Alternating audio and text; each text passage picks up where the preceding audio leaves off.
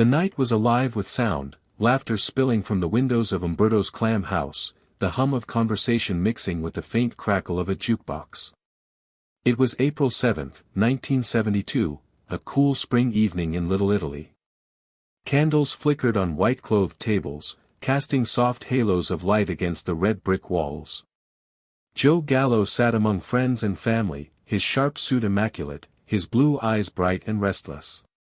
He was celebrating his 43rd birthday, clinking glasses of Chianti, savoring lobster, and basking in the brief illusion of peace. For a man like Gallo, peace was always temporary, and that night, fate was already walking toward him. Outside, the streets were nearly empty. A car rolled to a slow stop near the restaurant, engine purring quietly. 3 men stepped out, their faces shadowed beneath dark hats. Inside, Joe leaned back in his chair, laughing at a joke no one would remember later. Then came the sound that shattered the night, a burst of gunfire, sharp and echoing, cutting through the laughter and the music. The room exploded into chaos. Plates shattered, screams filled the air, and Joe, Crazy Joe Gallo, the man who once defied the entire Mafia, slumped to the floor, blood spreading across the tiles like spilled wine. In that frozen moment, history stood still. The hitmen vanished into the dark, their footsteps swallowed by the hum of the city. Sirens began to wail in the distance, but it was too late. Joe's story had reached its violent crescendo. Yet even as his life slipped away, his legend was only beginning. To some, he was a villain, a mad dog who brought ruin to his own family. To others, he was a rebel, a man who dared to question the old Mafia code and paid for it with his life. But who was Joe Gallo, really? Was he truly crazy, or was that madness simply the price of seeing too clearly in a world built on silence? In the years that followed, countless men would claim to know the truth about him. Some would call him reckless, others brilliant. But all agreed on one thing: no one else in the American underworld was quite like Joe Gallo. He moved through life as if it were a film he was directing, stylish, unpredictable, cinematic. He quoted Nietzsche and read poetry in prison. He dined with artists and poets while carrying a gun under his tailored jacket. He could be charming one minute and terrifying the next. His mind was a storm, beautiful, dangerous, impossible to contain. And when that storm collided with the rigid traditions of the Mafia, something unprecedented happened. One man declared war on the entire organization. To understand Joe Gallo's story, one must step into the smoky backrooms of mid-century Brooklyn, a time when honor, fear, and money dictated every heartbeat of the city's underworld.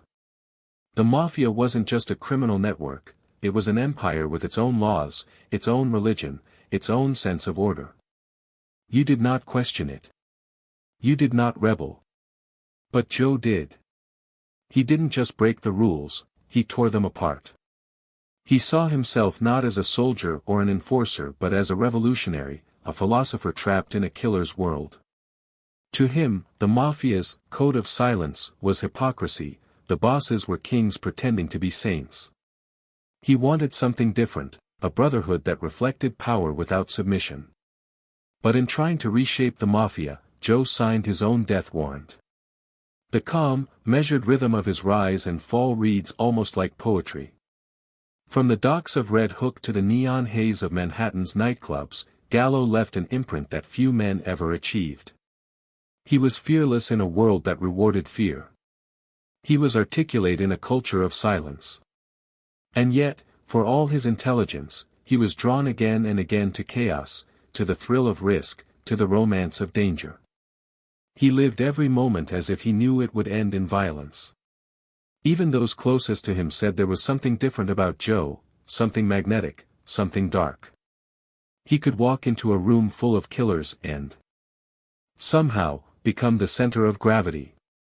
As his body lay cooling on the floor of that Little Italy restaurant, the myth of Crazy Joe began to form instantly. Reporters would soon crowd the scene, flashing cameras, whispering rumors.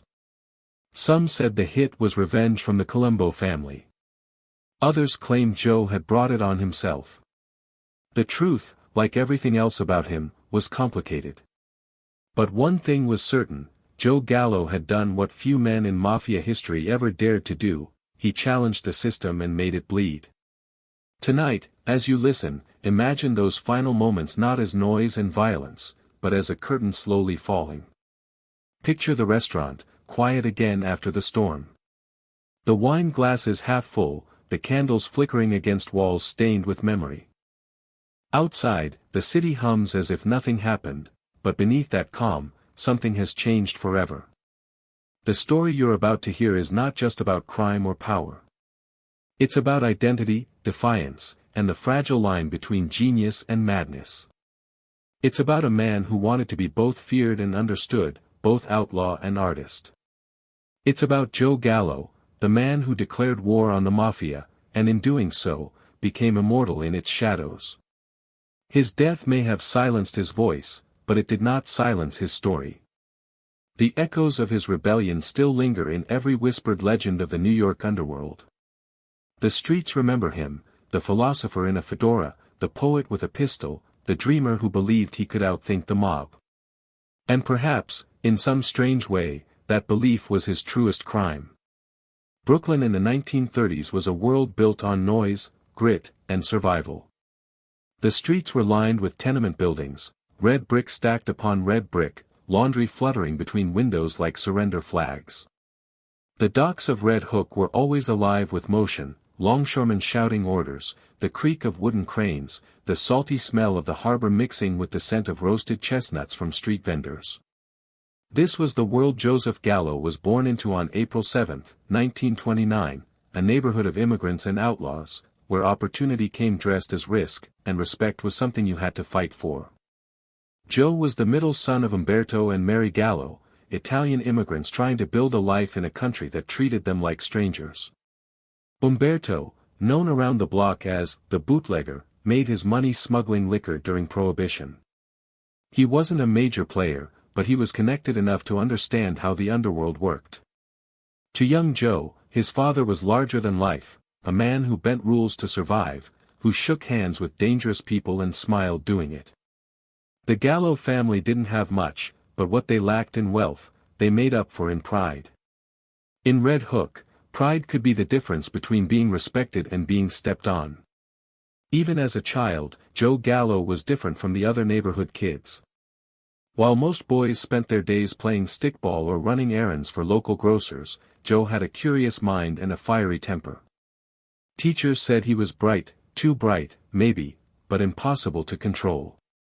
He'd sit in class staring out the window, lost in thought, then suddenly snap at anyone who interrupted his quiet. When he wasn't reading comic books about heroes and villains, he was watching the older boys on the street, the ones with slick hair, sharp suits, and an aura of untouchable confidence. They were the gangsters, the kings of the neighborhood. They drove shiny cars, gave out money at Christmas, and commanded respect from everyone, including the police. Joe admired them, but not blindly. Even then, he wanted to understand why men feared them, what gave them power. Home life wasn't easy. The Gallo apartment was cramped, 6 people in a few small rooms. His brothers, Larry and Albert, were his first allies, his first soldiers in a world that demanded loyalty from an early age. The 3 boys were inseparable, defending each other in street fights, sharing everything from stolen candy to bruised knuckles. Their mother, Mary, tried to keep them out of trouble, but she knew the streets would claim them eventually. Everyone in Red Hook had a connection to something illegal: gambling, loan sharking, smuggling. Crime wasn't seen as evil, it was survival, a way to make ends meet when the system ignored you. Joe's early experiences with violence came quickly. Fights were a daily occurrence, over money, territory, or just pride. He was small but fierce, with a reputation for never backing down. Even older boys learned not to cross him. Yet what made Joe stand out wasn't just his toughness, it was his intelligence. He had a gift for reading people, for knowing when to charm and when to intimidate. Neighbors often remarked that Joe seemed to live in 2 worlds, one foot in mischief, the other in thought. At night, he'd sit by the window, staring at the lights of the harbor, as if imagining a bigger destiny waiting beyond the neighborhood. The Great Depression had left scars on Red Hook. Men lined up for work that never came, and children grew up faster than they should. Organized crime thrived in the cracks of poverty, and the Mafia became both savior and oppressor. They offered protection, food, and money, but at a price. Every shopkeeper paid tribute, every longshoreman knew who really controlled the docks. This was the atmosphere that molded Joe Gallo, a boy watching power flow not from law, but from loyalty and fear. The Mafia wasn't just a rumor, it was a constant presence, as familiar as the church bells that rang each morning. Joe's fascination with gangsters deepened as he grew older. He studied their mannerisms, their language, the way they carried themselves. But unlike many young men who idolized them, Joe wanted to be better than them, sharper, more unpredictable. He wasn't content being a follower. Even at 16, he had a quiet disdain for authority. Teachers, priests, even his father, no one could tell him what to do for long. It wasn't just rebellion, it was a sense that he saw through the illusions others lived by. He believed that life was a game, and only those willing to cheat could ever win. By his teenage years, Joe was already running with small-time hoodlums. He learned how to hustle, how to fix dice games, how to make money from nothing. He carried himself with the confidence of a man twice his age. People started calling him Joey the Blonde for his light hair and calm demeanor. But beneath that calmness was something volatile, a streak of defiance that made even seasoned gangsters wary. When a local loan shark insulted him in public, Joe waited 3 days, then cornered the man and beat him half to death. It wasn't about rage, it was about sending a message. In Joe's world, respect wasn't asked for, it was taken. At home, Umberto tried to steer his sons away from the streets, but his own past made that impossible. The Gallo boys had seen too much, understood too well how power worked. Larry, the oldest, was steady and cautious, the strategist. Albert, the youngest, was hot-headed, impulsive. And Joe was the balance between them, both thinker and fighter, calm and chaos intertwined. Together, they were a force the neighborhood began to notice. They weren't just kids anymore, they were becoming men who understood how fear shaped respect. The nights in Red Hook carried a rhythm all their own. Ships docked, men drank, and deals were made in shadows. Joe loved that atmosphere, the tension between danger and opportunity. He often walked alone along the piers, watching the fog roll in over the water, listening to the distant horns of departing ships.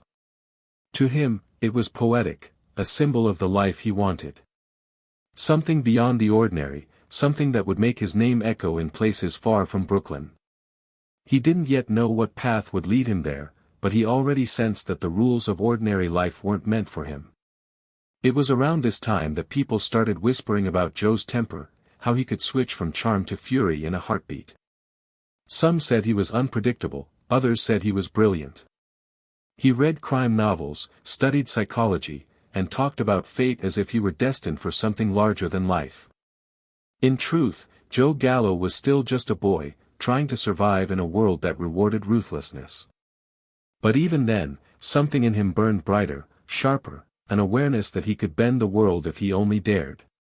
And so, as the 1940s dawned and the world changed around him, Joe Gallo walked the streets of Brooklyn with the quiet confidence of someone who already knew his future would be written in both glory and blood.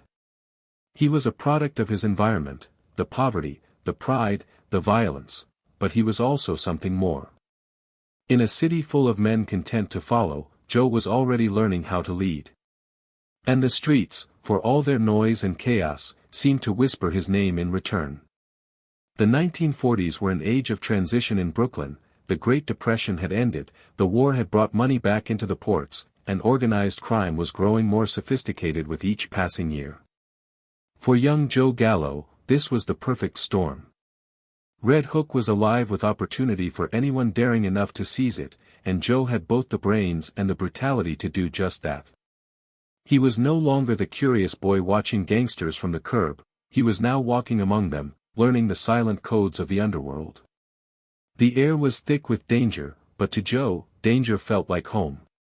Joe started small, a bit of petty theft, a few errands for the neighborhood toughs, collecting debts, and helping rig games in smoky backrooms above bars. These were the proving grounds for any future gangster, and Joe quickly made a name for himself. He had an unusual balance of charm and menace. He could laugh with you one moment, then stare straight through you the next, eyes cold and unreadable. People began to whisper that there was something off about him, something unpredictable. That unpredictability made him dangerous, but also magnetic. Others followed him not out of loyalty, but out of fascination and fear. His intelligence made him stand apart from the average street hood. While most men lived from hustle to hustle, Joe was always thinking 2 moves ahead. He studied the way rackets worked, how bookmaking flowed through the bars, how numbers games connected to the docks, how police payoffs were managed. To him, crime was an art form, a system of balance and leverage. He believed that fear wasn't just a weapon, it was a currency. If people feared you, they respected you. If they respected you, you had power. And power was all that mattered in a city where everyone wanted a piece of something bigger. It was during these years that Joe started hanging around older mob associates connected to the Profaci crime family, one of New York's 5 families. These men controlled much of the racketeering in Brooklyn, operating under a strict code of hierarchy and obedience. To them, Joe was just another ambitious kid looking for easy money. But when they saw how quickly he adapted, how natural he was at manipulation, they began to take notice. He was reckless, yes, but also sharp, sharper than most men twice his age. He could charm the wives of mobsters, talk business with the captains, and intimidate the young toughs all in the same night. Despite his growing influence, Joe never lost the temper that earned him his reputation. One story that followed him for years began in a pool hall on President Street. A local bookmaker accused Joe of shorting him on a bet. The argument escalated, and without hesitation, Joe smashed a cue stick across the man's face. When the police arrived, the victim refused to talk. Nobody in the neighborhood wanted trouble with Joe Gallo. It wasn't just the violence, it was the feeling that he enjoyed it, that he found some strange sense of order in chaos. That's when people started calling him Crazy Joe, though at the time, it was said half-jokingly. Joe's brothers, Larry and Albert, were beginning to make names for themselves too. Larry was quieter, more diplomatic, the type who preferred negotiation over confrontation. Albert was hot-blooded, known for his fists and loyalty. Together, the Gallo brothers began to form the nucleus of a small but ambitious crew. They worked the numbers rackets, hijacked trucks on the Brooklyn waterfront, and offered protection to shop owners who didn't have a choice. Their methods were efficient, their loyalty unshakable. For the first time, Joe had real power, not inherited, but earned through sweat, blood, and fear. Brooklyn's streets were ruled by invisible boundaries. One block might belong to the Profacis, another to the Lucchese's, another to independent loan sharks who answered to no one. Joe learned early on that survival meant knowing when to push and when to yield. He watched how the older bosses conducted business, polite smiles hiding threats, favors exchanged like weapons. He realized that intimidation could only go so far, respect came from control. And control, in the underworld, was everything. As the Gallo crew grew, Joe began experimenting with more daring operations. He organized hijackings of trucks carrying liquor and cigarettes, bribed union men on the docks, and even ran small gambling dens out of basements. But unlike many gangsters who relied on muscle, Joe used strategy. He studied human nature. He knew which men could be bought, which could be blackmailed, and which needed to be broken. His understanding of psychology gave him an edge that few others possessed. He once told a friend, "People don't fear bullets, they fear what you know about them." Still, his growing ambition put him at odds with the traditional Mafia hierarchy. Joe Gallo wasn't built to follow orders blindly. He questioned everything, even the unwritten laws that governed La Cosa Nostra. When told that every crew owed a portion of their earnings to the family boss, Joe would smirk and say, "Who made him king?" This attitude, while admired by the younger men who followed him, earned him silent enemies among the old guard. In the Mafia, arrogance could be fatal, and Joe had it in abundance. His arrest record began to grow, small-time charges for assault, extortion, gambling. Each time, he walked free either through bribes or witnesses who forgot what they saw. The police began to know his name. They described him as charming, intelligent, and extremely dangerous. One detective later said, "Gallo was the kind of guy who'd smile while figuring out how to kill you." He wasn't loud. He didn't boast. But when you looked in his eyes, you could see there was something wrong, or maybe something too right. Despite his reputation, Joe had a softer, more contemplative side that confused those who knew him. He loved movies, especially gangster films, and saw himself as part of that mythology. He was fascinated by the idea of destiny, of men rising above their origins through sheer willpower. Sometimes he'd quote lines from Shakespeare or talk about philosophy while sitting in a bar surrounded by criminals. To his crew, it was strange and a little unnerving, but it added to his mystique. He wasn't just a hood, he was a thinker, a dreamer, and a danger to anyone who underestimated him. By the early 1950s, Joe Gallo's reputation had spread beyond Red Hook. He was known in Carroll Gardens, Bensonhurst, and even parts of Manhattan. His crew was small but loyal, and his name carried weight. Older mobsters respected his nerve but feared his unpredictability. He had the potential to rise high in the ranks of organized crime, but only if he could learn to play by its rules. The problem was, Joe Gallo didn't believe in rules. He believed in himself, and that belief was both his power and his curse.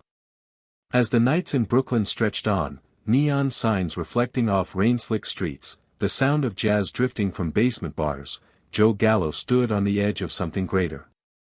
He had proven himself capable, fearless, and dangerously intelligent.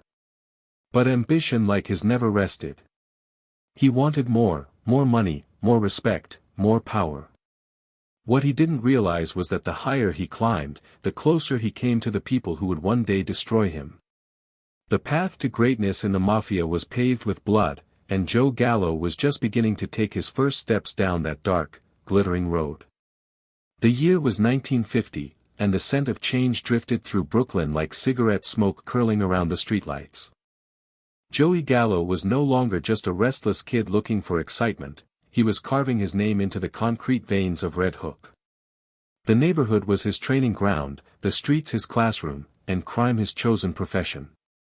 It was here, among the narrow alleys and dimly lit bars, that Crazy Joe began assembling what would later be known as the Gallo Crew, a tight-knit, unpredictable band of outlaws who would soon make their mark on New York's underworld.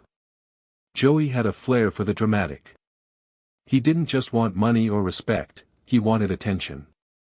When he entered a room, the air shifted, people either laughed nervously or lowered their gaze. Unlike most mobsters who tried to blend into society's shadows, Joe relished standing out.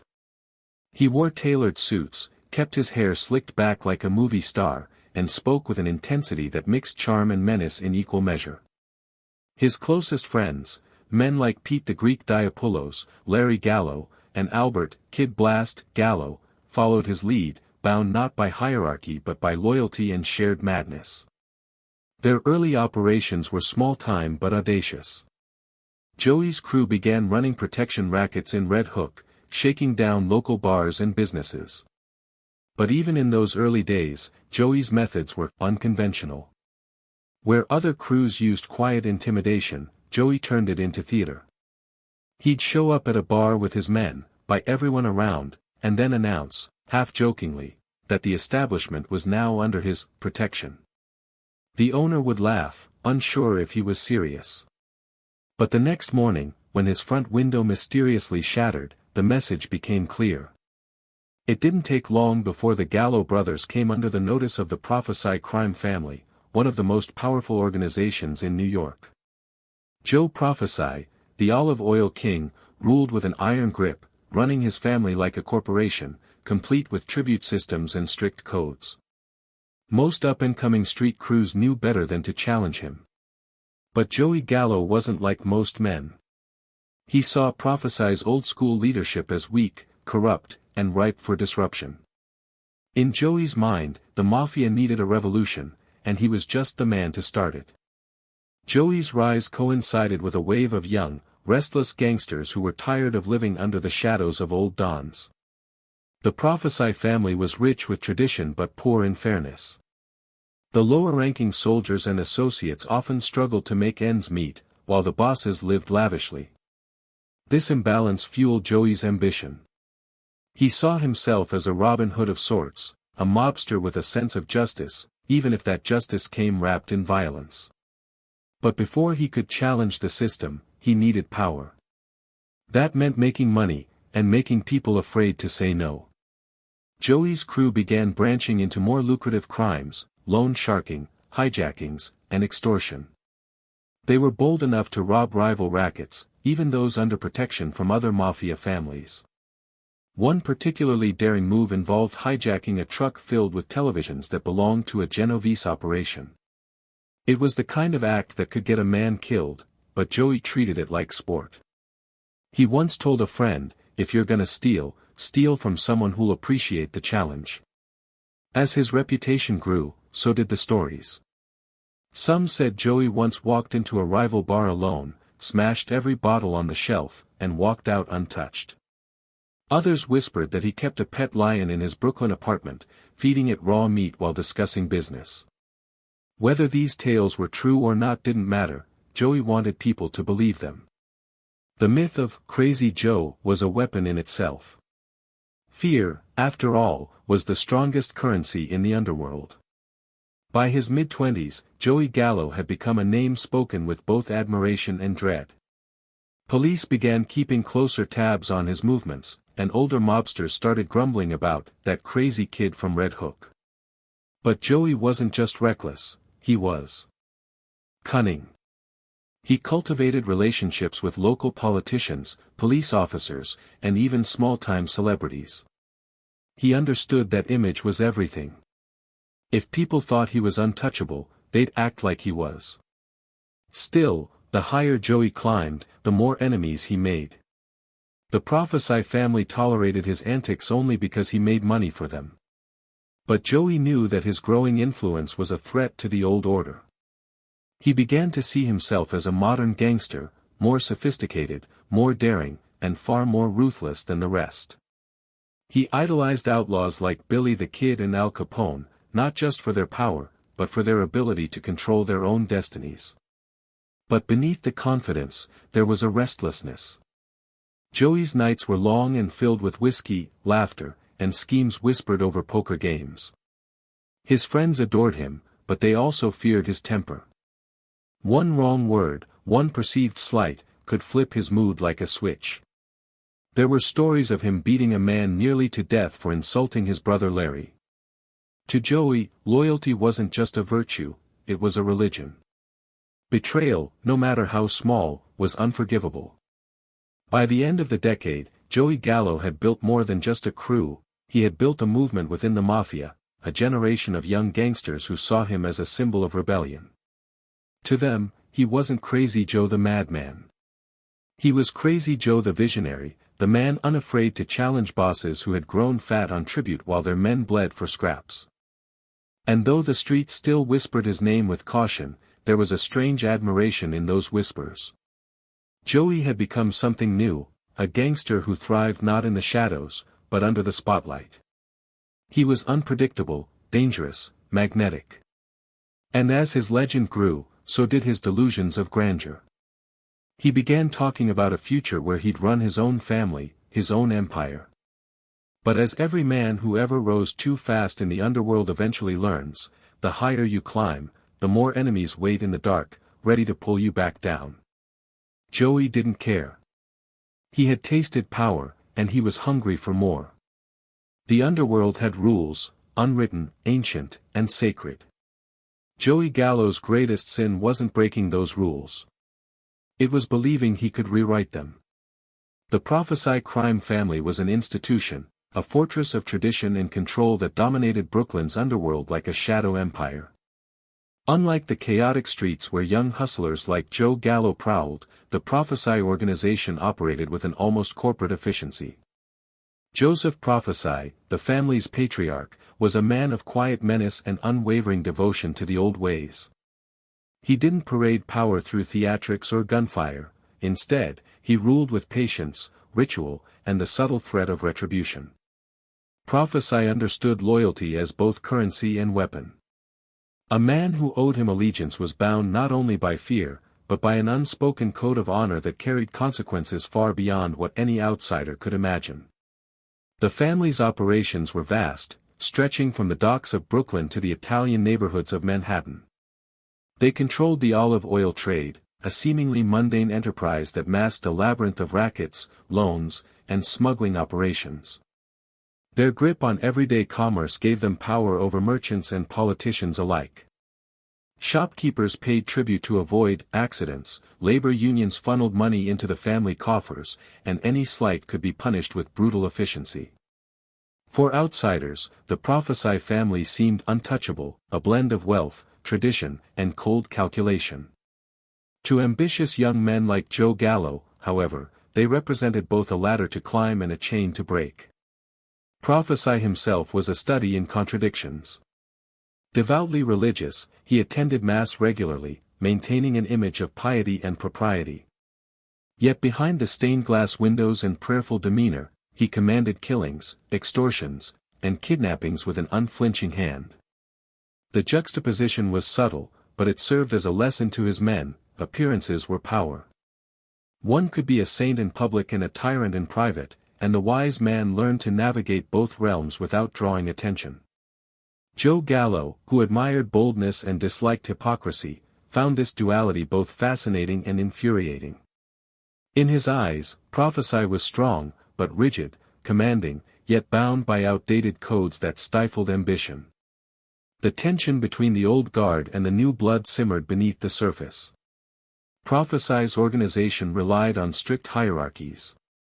Soldiers and captains earned their place through loyalty, obedience, and years of careful maneuvering. Ambition was tolerated only if it fit within the established structure. Profaci believed that the family's stability depended on obedience. Too much innovation or insubordination, and the delicate balance of power would collapse. It was a lesson Joe learned quickly, yet one he increasingly chafed against. For him, life was about opportunity, audacity, and the courage to take what others feared to touch. Waiting quietly for permission to rise was never his style. As the Gallo brothers' influence grew on the streets, they began to intersect more frequently with Profaci's operations. At first, the relationship was symbiotic. Joe and his crew generated income, handled troublesome rivals, and maintained a kind of order in their territory. Profaci tolerated their presence, occasionally offering guidance or small favors. Yet, the underlying friction was undeniable. The Gallo crew's success highlighted the inefficiencies of the old family model, and Joe's disdain for hierarchical obedience struck a nerve among the older captains. He was clever, unpredictable, and fearless, a volatile combination that the Profaci leadership could neither ignore nor easily control. One early conflict that hinted at the eventual rupture involved a series of dockside operations. The Gallos had begun hijacking shipments that, while technically under Profaci's purview, were poorly guarded and undervalued by the old guard. Joe justified it as smart business, an opportunity to seize profits that would otherwise go to waste. Profaci's men saw it differently. They saw insubordination, a challenge to the carefully maintained order. Quiet meetings were held behind closed doors, and warnings were issued. Joe listened with a polite smile, the beginnings of defiance flickering in his eyes. To him, these were minor obstacles, tests of patience and nerve, challenges he intended to meet with audacity rather than submission. Another point of tension lay in the distribution of wealth. The Profaci family extracted tribute from every soldier and captain, a percentage of every racket, every payday. To the young men on the streets, it often felt exploitative. Joe and his brothers believed that their labor, risk, and ingenuity entitled them to a larger share. They didn't resent Profaci personally, they respected his power, but they did question the fairness of a system that allowed him and the old captains to prosper while the men who risked their lives scraped by. It was a quiet rebellion, expressed in minor acts of defiance, in late-night conversations in back rooms, in calculated risks that challenged the hierarchy without overtly breaking it. The Profaci family was not unprepared for rebellion. They had survived decades by handling insubordination swiftly and silently. Any threat to their authority was met with calculated consequences, often invisible until it was too late. Yet Joe Gallo was not a typical insurgent. He combined charisma, intelligence, and violence with a deep understanding of human psychology. He knew how to rally men, how to inspire loyalty, and how to strike fear in the hearts of rivals without immediate retaliation. This combination made him uniquely dangerous, an unpredictable force in a world that prized predictability above all else. Within the family's own ranks, murmurs of dissent began to circulate. Captains whispered in confidence about the young upstart who challenged the code, who laughed at tradition, who seemed more concerned with power than loyalty. Some were quietly intrigued, admiring his audacity. Others felt threatened, recognizing that a single spark could ignite a civil war. And so the seeds of tension were sown, unnoticed by the casual observer but deeply felt by anyone attuned to the subtleties of Mafia politics. Joe himself remained outwardly charming and affable during these early confrontations. He attended meetings with Profaci captains, smiled politely, and made small talk about family and business. But in private, he discussed plans with his brothers and closest allies. Strategies for expansion, methods for subversion, and ideas for asserting independence circulated in hushed voices late at night. Joe's vision was not just about surviving in the Mafia, it was about reshaping it in his own image, about creating a world where audacity, cunning, and intelligence mattered more than blind obedience. Ultimately, the clash between the old and the new was inevitable. The Profaci empire represented tradition, order, and cautious accumulation. Joe Gallo and his crew represented ambition, unpredictability, and a hunger for immediate influence. The two forces occupied the same streets, shared the same city, and yet were moving toward collision. One was patient, calculating, and methodical. The other was daring, chaotic, and unrelenting.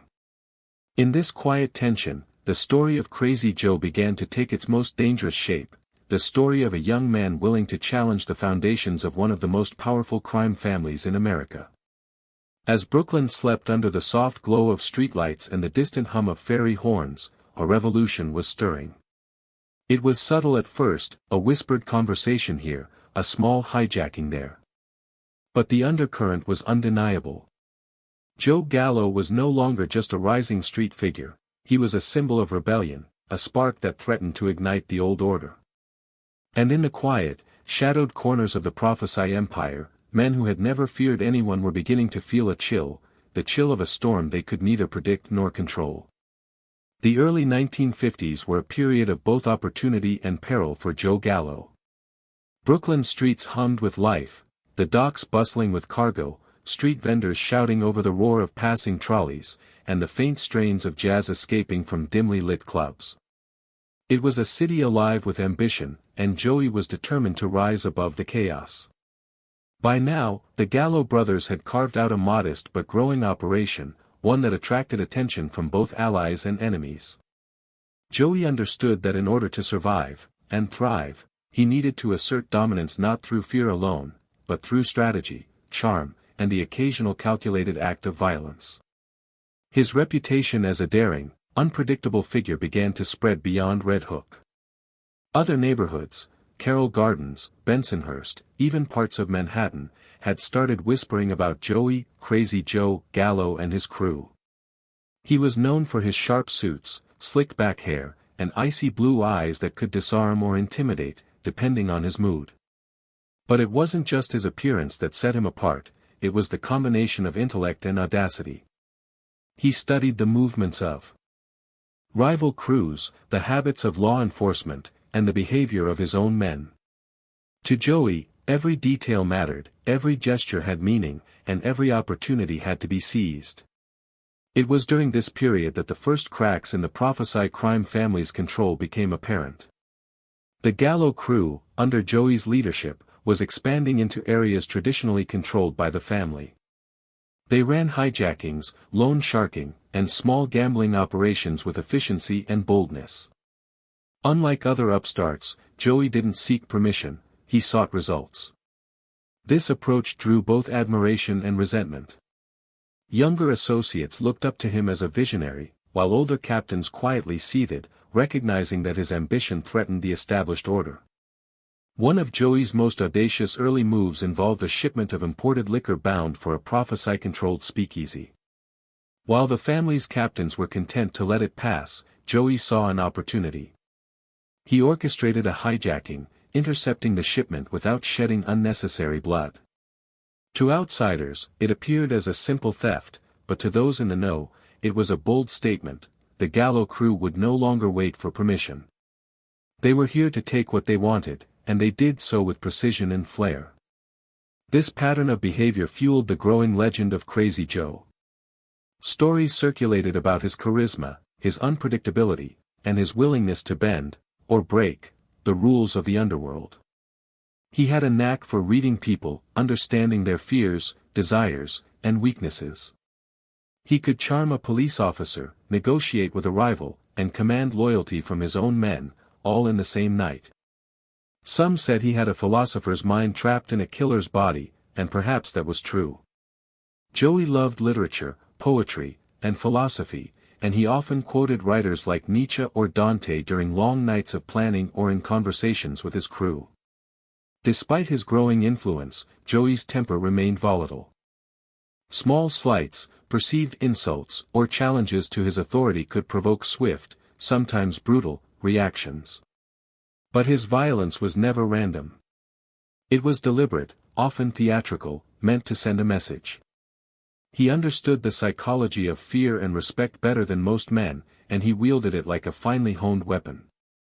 To his men, he was both protector and enforcer, someone whose loyalty could be absolute if reciprocated, and whose wrath could be terrifying if crossed. Family played a crucial role in Joey's rise. Larry Gallo, his older brother, provided the strategic mind that balanced Joey's impulsiveness. Albert, the youngest, was a firebrand, willing to execute violence at Joey's command.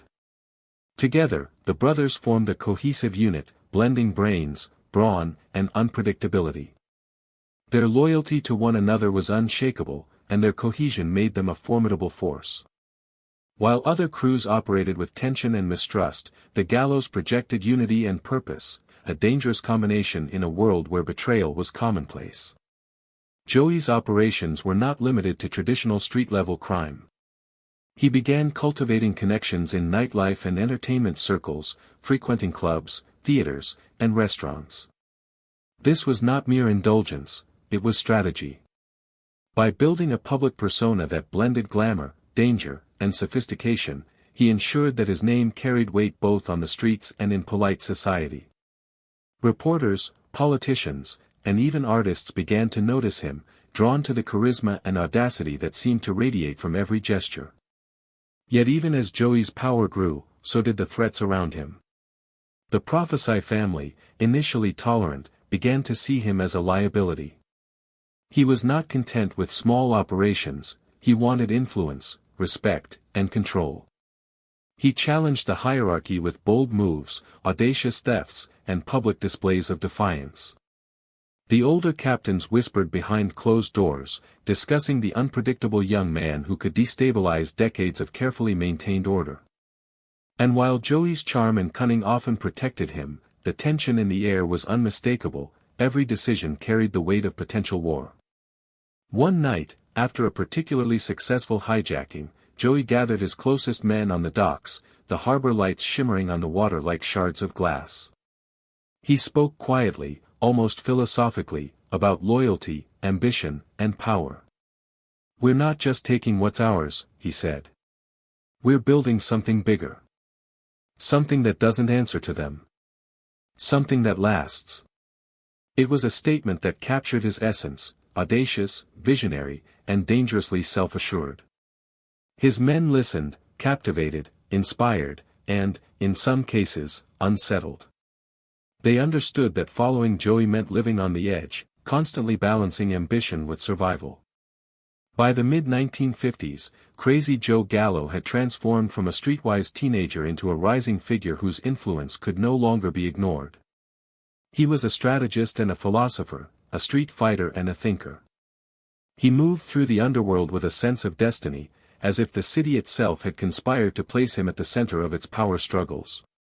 And as Brooklyn's streets hummed with life and opportunity, the stage was set for the confrontation that would define his legend, a clash with the Profaci family, a challenge to tradition, and the first sparks of a war that would change New York's Mafia forever.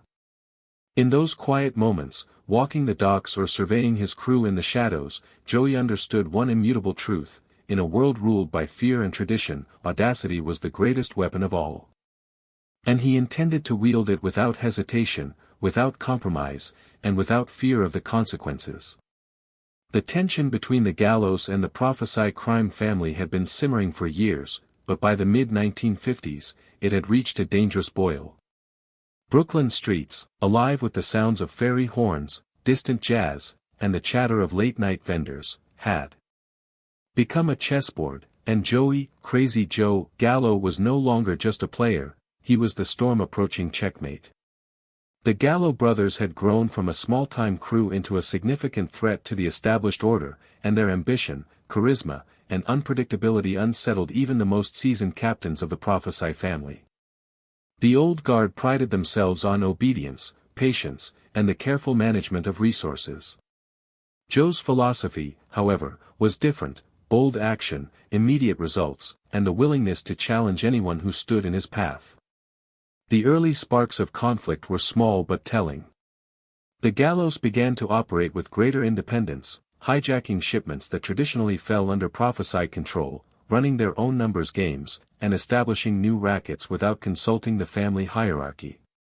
To the older captains, these were not just acts of insubordination, they were direct challenges to authority. Meetings were held behind closed doors, veiled warnings were issued, and threats, though quiet, carried the unmistakable weight of lethal intent. Joe, however, seemed almost impervious to intimidation. He laughed at the coded threats, smiled during veiled warnings, and treated every act of defiance as a test of his cunning and nerve. It was around this time that the Gallos began to solidify their reputation for audacity. One of the earliest defining incidents involved the hijacking of a lucrative shipment of alcohol destined for a Profaci-run speakeasy. Unlike a random theft, this operation was meticulously planned. Joe studied the shipping schedules, observed the guards' routines, and orchestrated a flawless operation that netted his crew thousands of dollars without bloodshed. To some, it was a stroke of genius; to others, it was a blatant declaration of independence. The message was clear: the Gallos were no longer subordinate, they were equals in ambition, and potentially, rivals in power. This boldness earned them both loyalty and enemies. Younger associates and men on the streets admired Joe's daring, charisma, and ability to bend rules without breaking the underlying order of survival. Older captains, however, grew wary. Many had been groomed in the old-school tradition, where patience and caution were paramount. To them, Joe's unpredictability was dangerous, a threat that could destabilize decades of carefully maintained influence. Yet even as tensions rose, Joey was methodical in his approach. He knew that outright confrontation with the Profaci hierarchy would be suicidal; instead, he relied on subtlety, manipulation, and strategic alliances to extend his reach while minimizing immediate retaliation. One pivotal figure in this growing conflict was Joe Profaci himself. The patriarch had weathered decades of internal and external challenges, maintaining control through a combination of intimidation, diplomacy, and ruthless enforcement of loyalty. Yet even Profaci recognized the danger posed by Joey Gallo. Unlike other ambitious upstarts who made noise and faded, Joe had vision, strategy, and a magnetic presence that attracted both men and attention. To Profaci, the Gallo brothers were unpredictable variables, capable of disrupting a carefully balanced empire. And in a world where reputation and perception were as lethal as bullets, unpredictability could be fatal. The Gallo's rising prominence was not just a threat to the family's economic power, it challenged the very structure of authority within the Profaci organization. Obedience had been the cornerstone of loyalty, deviation was met with swift consequences. Yet the Gallo brothers, guided by Joe's philosophy, operated on a different principle. Loyalty was earned through respect, fear, and shared success, not dictated by inherited positions or forced tribute. This subtle rebellion undermined the old hierarchy, drawing younger soldiers toward Joe's influence while sowing doubt among those still loyal to Profaci. The streets themselves became a theater of tension. Rumors of attacks, hijackings, and secret meetings spread through Brooklyn like wildfire. Every neighborhood seemed to pulse with unease. Local shopkeepers, union members, and minor operators were caught between the traditional authority of the Profaci family and the rising boldness of the Gallos. Alliances shifted quietly but deliberately, and Joey's ability to read the subtleties of human behavior allowed him to manipulate these shifts in his favor. He was not just a gangster, he was a strategist, turning fear, respect, and loyalty into tools that extended his power without exposing him to immediate danger. Violence, however, was always lurking beneath the surface. Though Joe preferred calculated strategy, he was unafraid to use force when necessary. Skirmishes broke out in alleyways, docks, and bars, each one a small test of dominance. In one notable incident, a rival crew attempted to intimidate the Gallos into relinquishing control of a profitable numbers game. Joe responded with measured force, sending a clear message that aggression toward his crew would not be tolerated. These actions cemented his reputation. He was unpredictable, intelligent, and lethal when crossed. Beyond the streets, Joe's personality added to the myth. He read literature, quoted philosophy, and conducted himself with a flair that contrasted sharply with the brutish image of traditional mobsters. To his crew and peers, this combination of intellect and audacity was intoxicating. He could speak of strategy one moment and poetry the next, blending charm and menace in a way that unsettled rivals and inspired loyalty among his own men. It was this duality, ferocious yet cultured, ruthless yet thoughtful, that made him uniquely dangerous. By the late 1950s, the foundation for open conflict had been laid. The Gallos were no longer a small crew, they were a significant faction with influence, manpower, and growing notoriety. The Profaci family, while still powerful, was increasingly aware that their traditional methods of control were inadequate against a force like Joe Gallo. The stage was set for the events that would erupt into what would later be known as the Colombo-Gallo War, a bloody internal conflict that would redefine Brooklyn's Mafia landscape. Even as the underworld braced for confrontation, Joey remained calm, almost serene, in his approach. He understood that war was not only about guns and money, it was about perception, loyalty, and timing. Every move, every interaction, every gesture was carefully calculated. To the untrained eye, he seemed impulsive, reckless, even crazy. But in reality, every action was part of a larger plan, a plan that sought to elevate him and his brothers while challenging an entire criminal empire. And so, as the city of Brooklyn slept beneath the dim glow of streetlights and the hum of distant ferries, a quiet storm was gathering. It would not announce itself with fanfare. Instead, it would unfold in whispers, shadows, and sudden bursts of violence. And at the center of that storm stood Joey, Crazy Joe Gallo, a man who was as unpredictable as he was intelligent, as charming as he was dangerous, and as fearless as he was inevitable. The war that was coming would test every loyalty, every alliance, and every principle of the Mafia, and Joe Gallo was ready to face it all on his own terms. By the late 1950s, the quiet tension between the Gallo brothers and the Profaci crime family had transformed into something far more volatile, a simmering conflict that was impossible to ignore. Brooklyn streets were alive with whispers of rebellion and speculation. Shopkeepers, longshoremen, and small-time operators all knew that Crazy Joe Gallo was no longer just a rising star, he was a force reshaping the rules of the game. The docks that once hummed with routine cargo operations now carried an undercurrent of unease, as men began to wonder whose loyalty could be trusted and whose life hung in the balance. In this charged atmosphere, Joe's combination of charisma, intellect, and ruthless efficiency made him both a legend and a threat. The early skirmishes were subtle. Nothing so overt as a full-scale conflict, yet small acts of defiance began to accumulate. A hijacked shipment here, a numbers game commandeered there.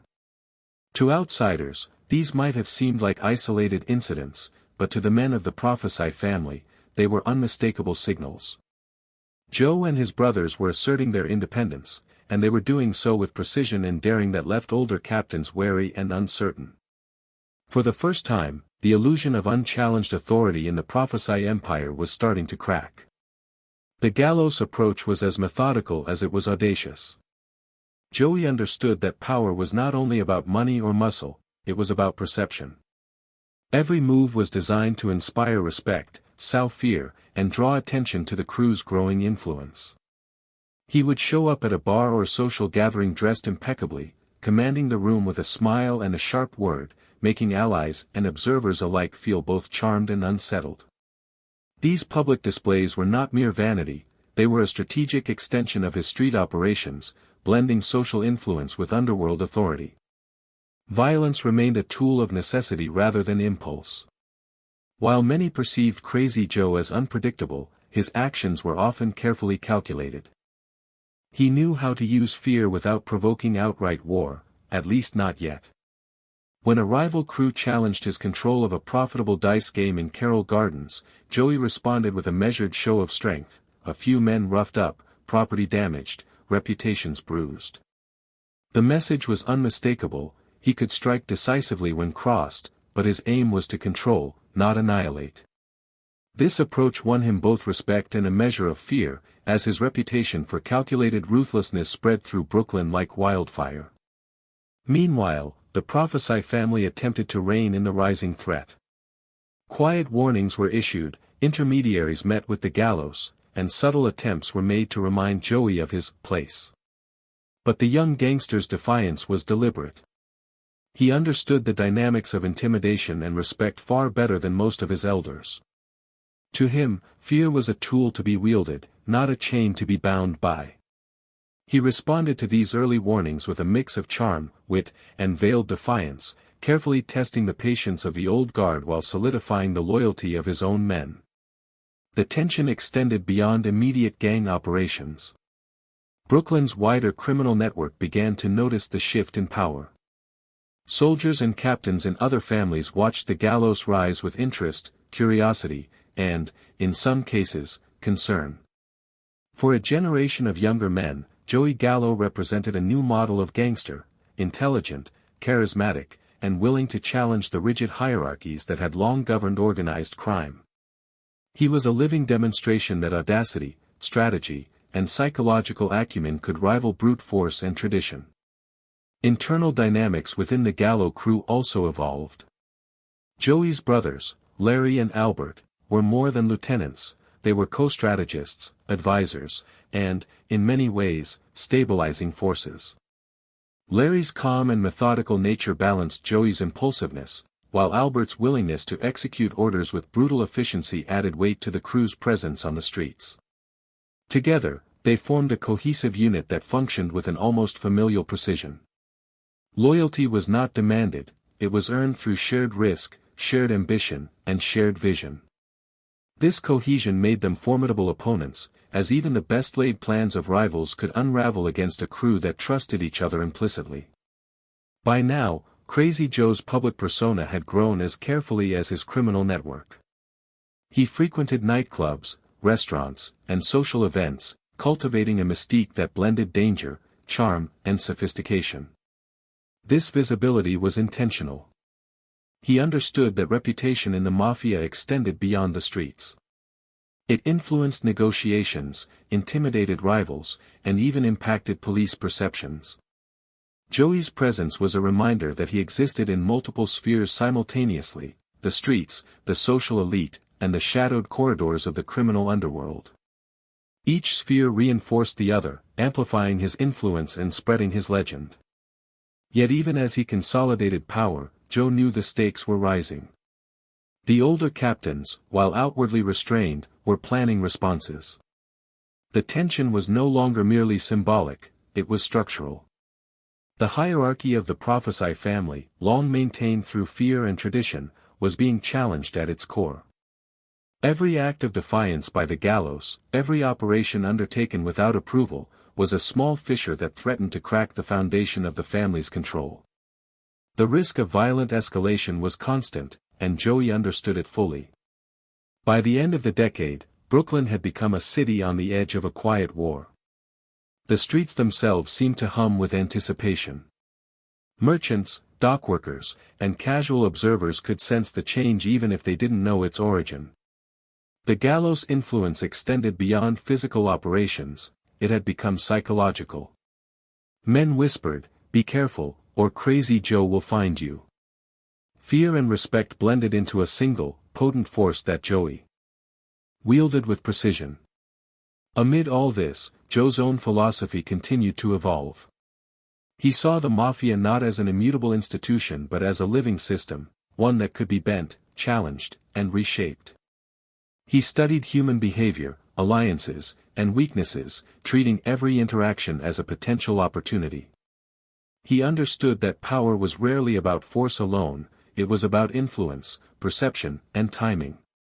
By mastering these elements, he positioned himself as a unique threat, someone capable of destabilizing one of the most powerful families in America without firing a single shot.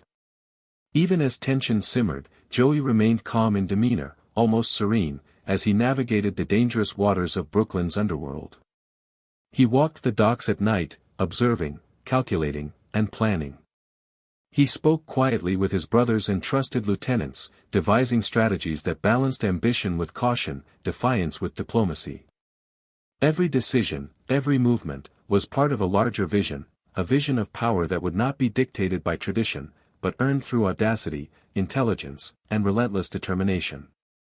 In the quiet moments before dawn, when the city's hum softened to a whisper, the stage for what would later become the Profaci-Gallo conflict was fully set. The Gallos had grown from a small crew into a formidable force, their influence spreading across Brooklyn and beyond. The old guard, rigid and cautious, braced themselves for a confrontation they could neither fully predict nor control. And at the center of it all stood Joey Gallo, a man whose intelligence, ambition, and unpredictability would ignite a war that reshaped the Mafia forever. By the early 1960s, the tension between the Gallo brothers and the Profaci crime family had transformed into something far more dangerous, a slow-burning, invisible war simmering beneath the surface of Brooklyn streets. The docks, warehouses, and narrow alleyways of Red Hook and Carroll Gardens were no longer just sites of commerce, they were battlegrounds in a conflict that most outsiders could sense but few fully understood. Joey, Crazy Joe, Gallo and his crew were no longer mere upstarts. They were a force of ambition, intelligence, and calculated unpredictability that threatened to destabilize a criminal empire that had stood for decades. The Profaci family, long accustomed to obedience and respect, was now facing a challenge unlike any it had seen before. Joe's audacity, his refusal to submit to the established hierarchy, and his uncanny ability to inspire loyalty had created a new power dynamic. Soldiers and captains whispered in corridors and back rooms, debating how to respond. Some admired his cleverness and boldness, others feared it, recognizing that a single miscalculation could trigger chaos across Brooklyn. The undercurrent of unease was palpable. The Gallos operations had grown increasingly sophisticated. They were no longer limited to petty hijackings or small gambling dens. Their crew ran protection rackets, controlled lucrative numbers games, and had begun asserting influence over dockside unions. Every move was designed to increase profit, extend influence, and assert independence from the Profaci family. Joey understood that economic power was inseparable from psychological power. By controlling resources, he controlled loyalty. By demonstrating audacity, he controlled fear. Together, these elements made him a uniquely dangerous figure in the underworld. One particularly daring incident involved a shipment of luxury goods destined for Manhattan. The cargo was heavily guarded and under Profaci's supervision. Joey, after careful observation and planning, orchestrated a seamless hijacking operation that left his crew with a substantial profit and no casualties. It was not merely a theft, it was a statement, a clear message to Profaci and his captains that the Gallos were willing and capable of defying tradition to claim what they believed was theirs. Stories of the audacity of this act spread quickly, both among street-level operators and within the higher echelons of the Mafia. Tensions escalated further as Joey's public persona began to dominate local legend. His appearances in clubs, bars, and social events were calculated to reinforce his reputation. Slicked-back hair, expensive suits, and a calm yet commanding demeanor created an aura of invincibility. He was a man who could walk into a room and instantly shift the energy, drawing allies closer while unnerving potential rivals. This was part strategy, part performance, and part psychological warfare. In a world where perception could dictate survival, Joey mastered both reality and image. Despite his growing power, Joey never underestimated the risks. He knew the Profaci family had history, influence, and deadly reach. Retaliation was inevitable. He prepared his crew meticulously, establishing lookout points, escape routes, and contingency plans for every major operation. Yet, even with careful preparation, Joey thrived on the uncertainty of the game. He viewed unpredictability as a weapon, turning potential chaos into leverage. His crew followed him not just out of loyalty but out of awe, recognizing that their leader was as brilliant as he was dangerous. Internal tensions within the Profaci family also reached a tipping point.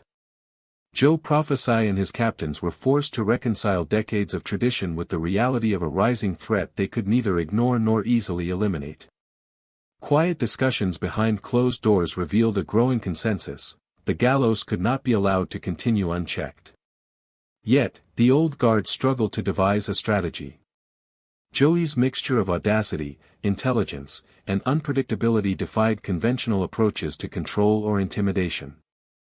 Every prior tactic had failed to bend him, every prior warning had been met with calculated defiance.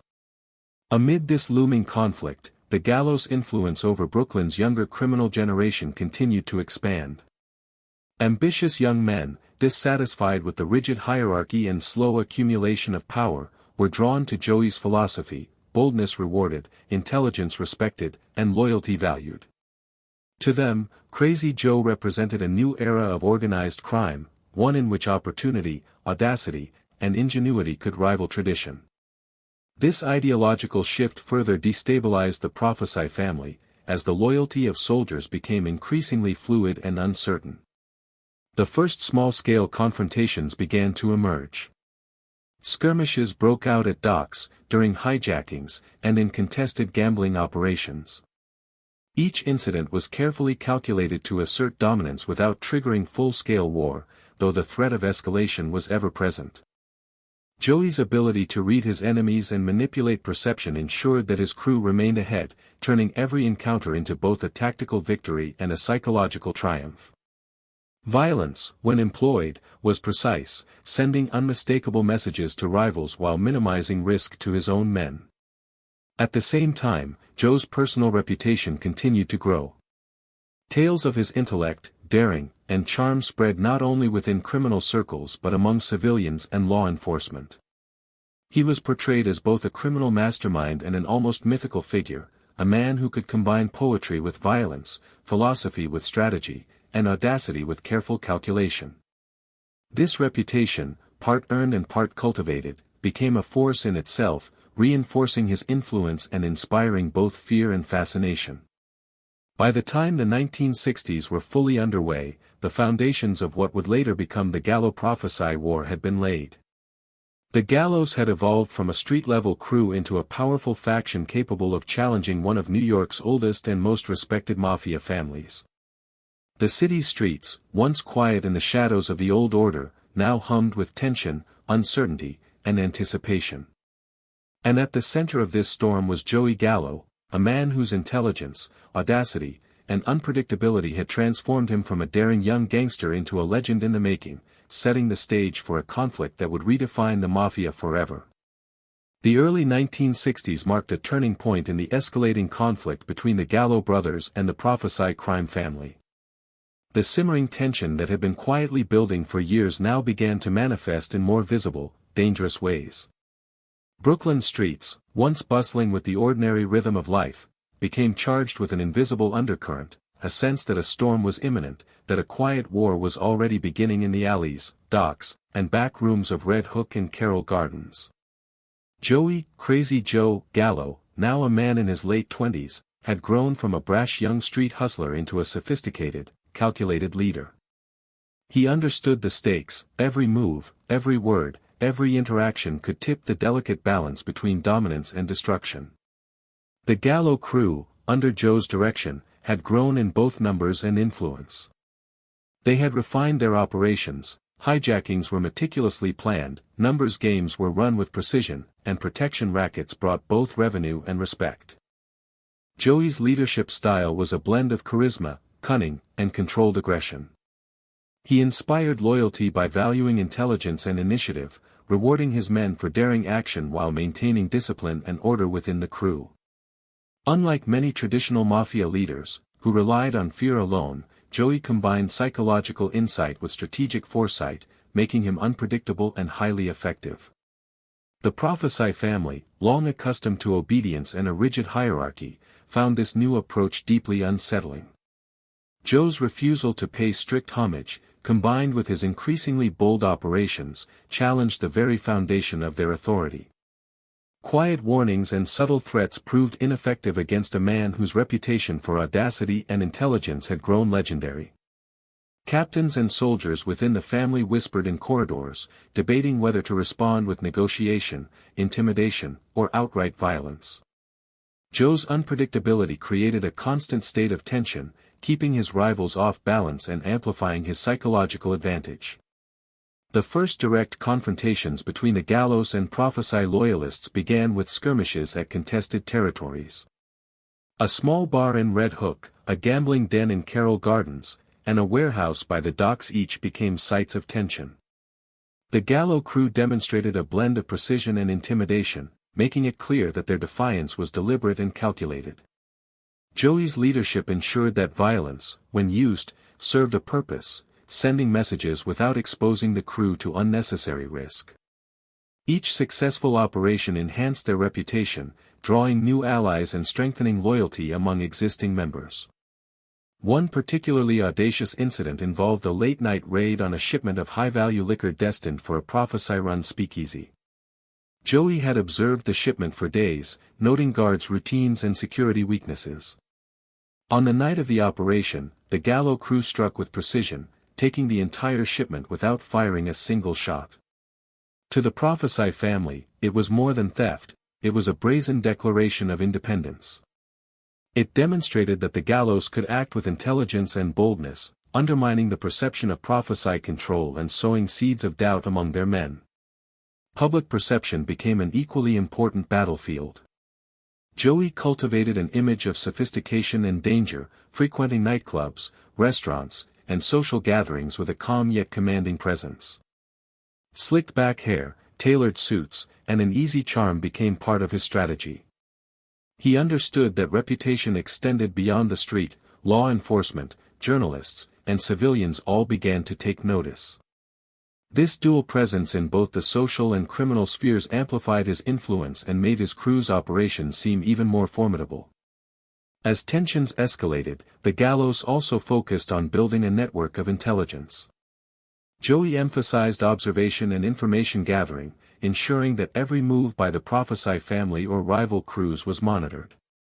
Spies, informants, and loyal associates provided insight into potential threats, giving the Gallos an advantage in both planning and execution. Joey's strategic mind turned intelligence into power, allowing his crew to act preemptively rather than reactively. However, not all within the Gallo camp agreed with Joey's relentless drive. Some younger associates grew cautious, questioning whether their ambition might provoke retaliation too severe to withstand. Joey, aware of these concerns, reinforced his philosophy. Boldness, when guided by strategy and intelligence, was the pathway to survival and dominance. He framed risk as opportunity, teaching his men to see challenges not as threats but as avenues to consolidate power. Internal family dynamics also played a critical role. Joey's brothers, Larry and Albert, provided essential balance. Larry's measured, analytical approach tempered Joey's impulsiveness, while Albert's willingness to execute orders with brutal efficiency ensured that threats were met decisively. Together, they formed a cohesive unit, a small, disciplined force capable of challenging a much larger and more established organization. This unity made the Gallos formidable, as each brother complemented the other's strengths, creating a synergy that magnified their overall effectiveness. By the mid-1960s, Brooklyn was effectively a chessboard, with the Gallos and Profaci loyalists maneuvering for position. Every alleyway, every waterfront warehouse, and every gambling den became a potential battleground.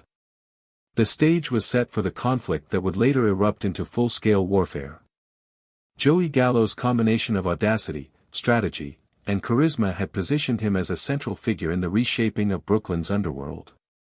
His rise was no longer just a matter of ambition, it had become a transformative force, challenging tradition, inspiring loyalty, and setting the stage for a war that would leave an indelible mark on Mafia history. Even as the tension escalated, Joey remained calm and calculating. He understood that every action, no matter how small, contributed to a larger narrative. By blending intelligence, strategy, and audacity, he ensured that his crew remained ahead, poised to exploit any weakness in the Profaci family. And while the city around them moved through its daily rhythms, the invisible war of power, influence, and reputation was already underway, a war that Joey Gallo intended to win on his own terms.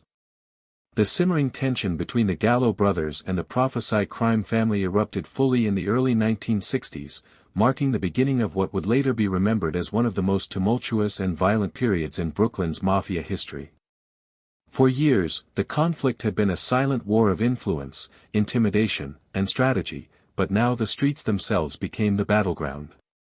Red Hook, Carroll Gardens, and surrounding neighborhoods were no longer merely centers of commerce, they had become the stage for a clash between tradition and audacity, hierarchy and ambition, old guard authority and the unpredictable force of Joey, Crazy Joe, Gallo.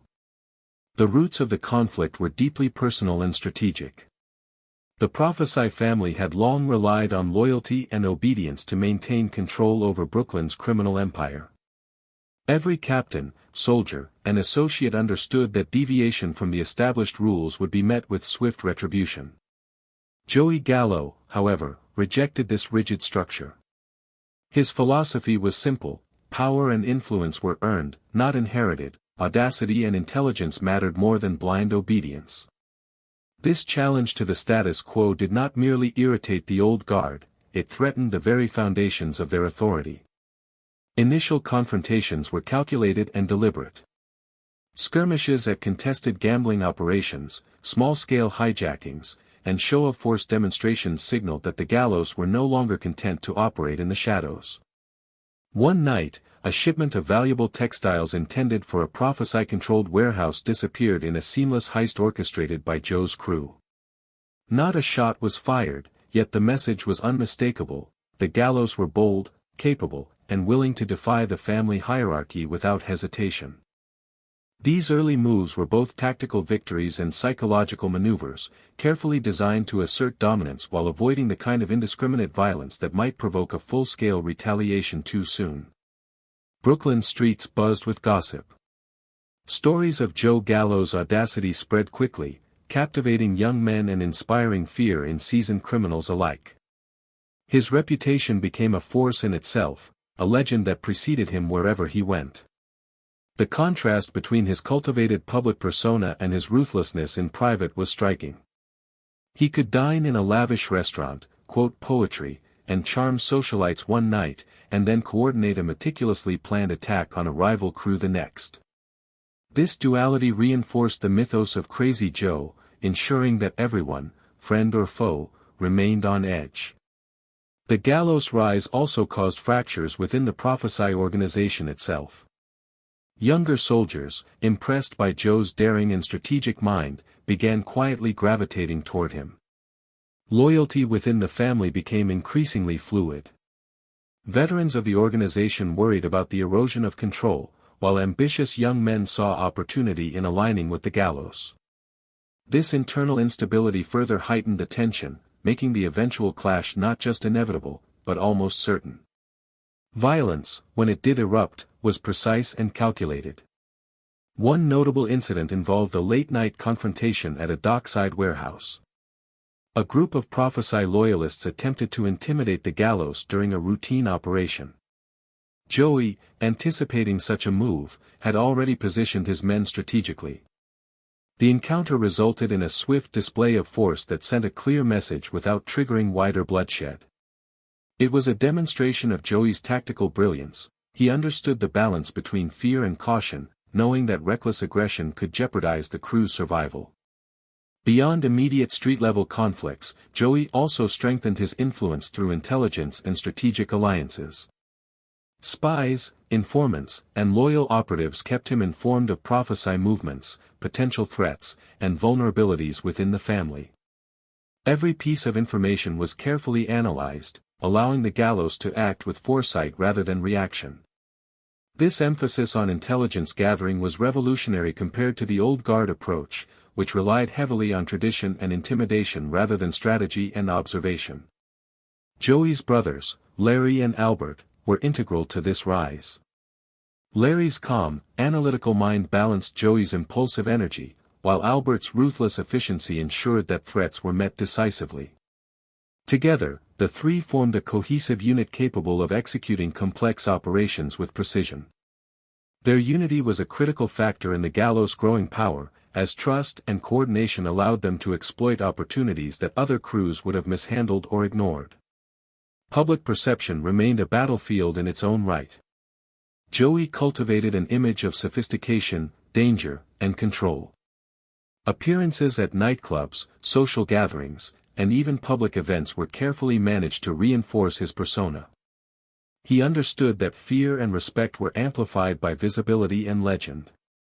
Stories of his intellect, audacity, and ruthlessness spread not just among criminals but throughout Brooklyn society, influencing perceptions far beyond the underworld. As the conflict intensified, law enforcement began to notice the escalating violence and the growing notoriety of both factions. The Gallos operations, while calculated and precise, increasingly drew attention due to their audacity and the public's fascination with Crazy Joe. Police reports, surveillance, and investigations began to accumulate, adding another layer of tension to an already volatile environment. Every street encounter, every heist, and every altercation carried the risk of exposure and legal consequences. By the mid-1960s, the stage was set for open war. The Gallos had moved from being a disruptive crew to a formidable faction capable of directly challenging the Profaci family. Streets, docks, and neighborhoods were charged with anticipation. The conflict was no longer merely a private struggle, it had become a defining moment in Brooklyn's Mafia history. Joey Gallo's combination of audacity, intellect, and charisma had transformed him into a figure whose influence and reputation made him both feared and respected.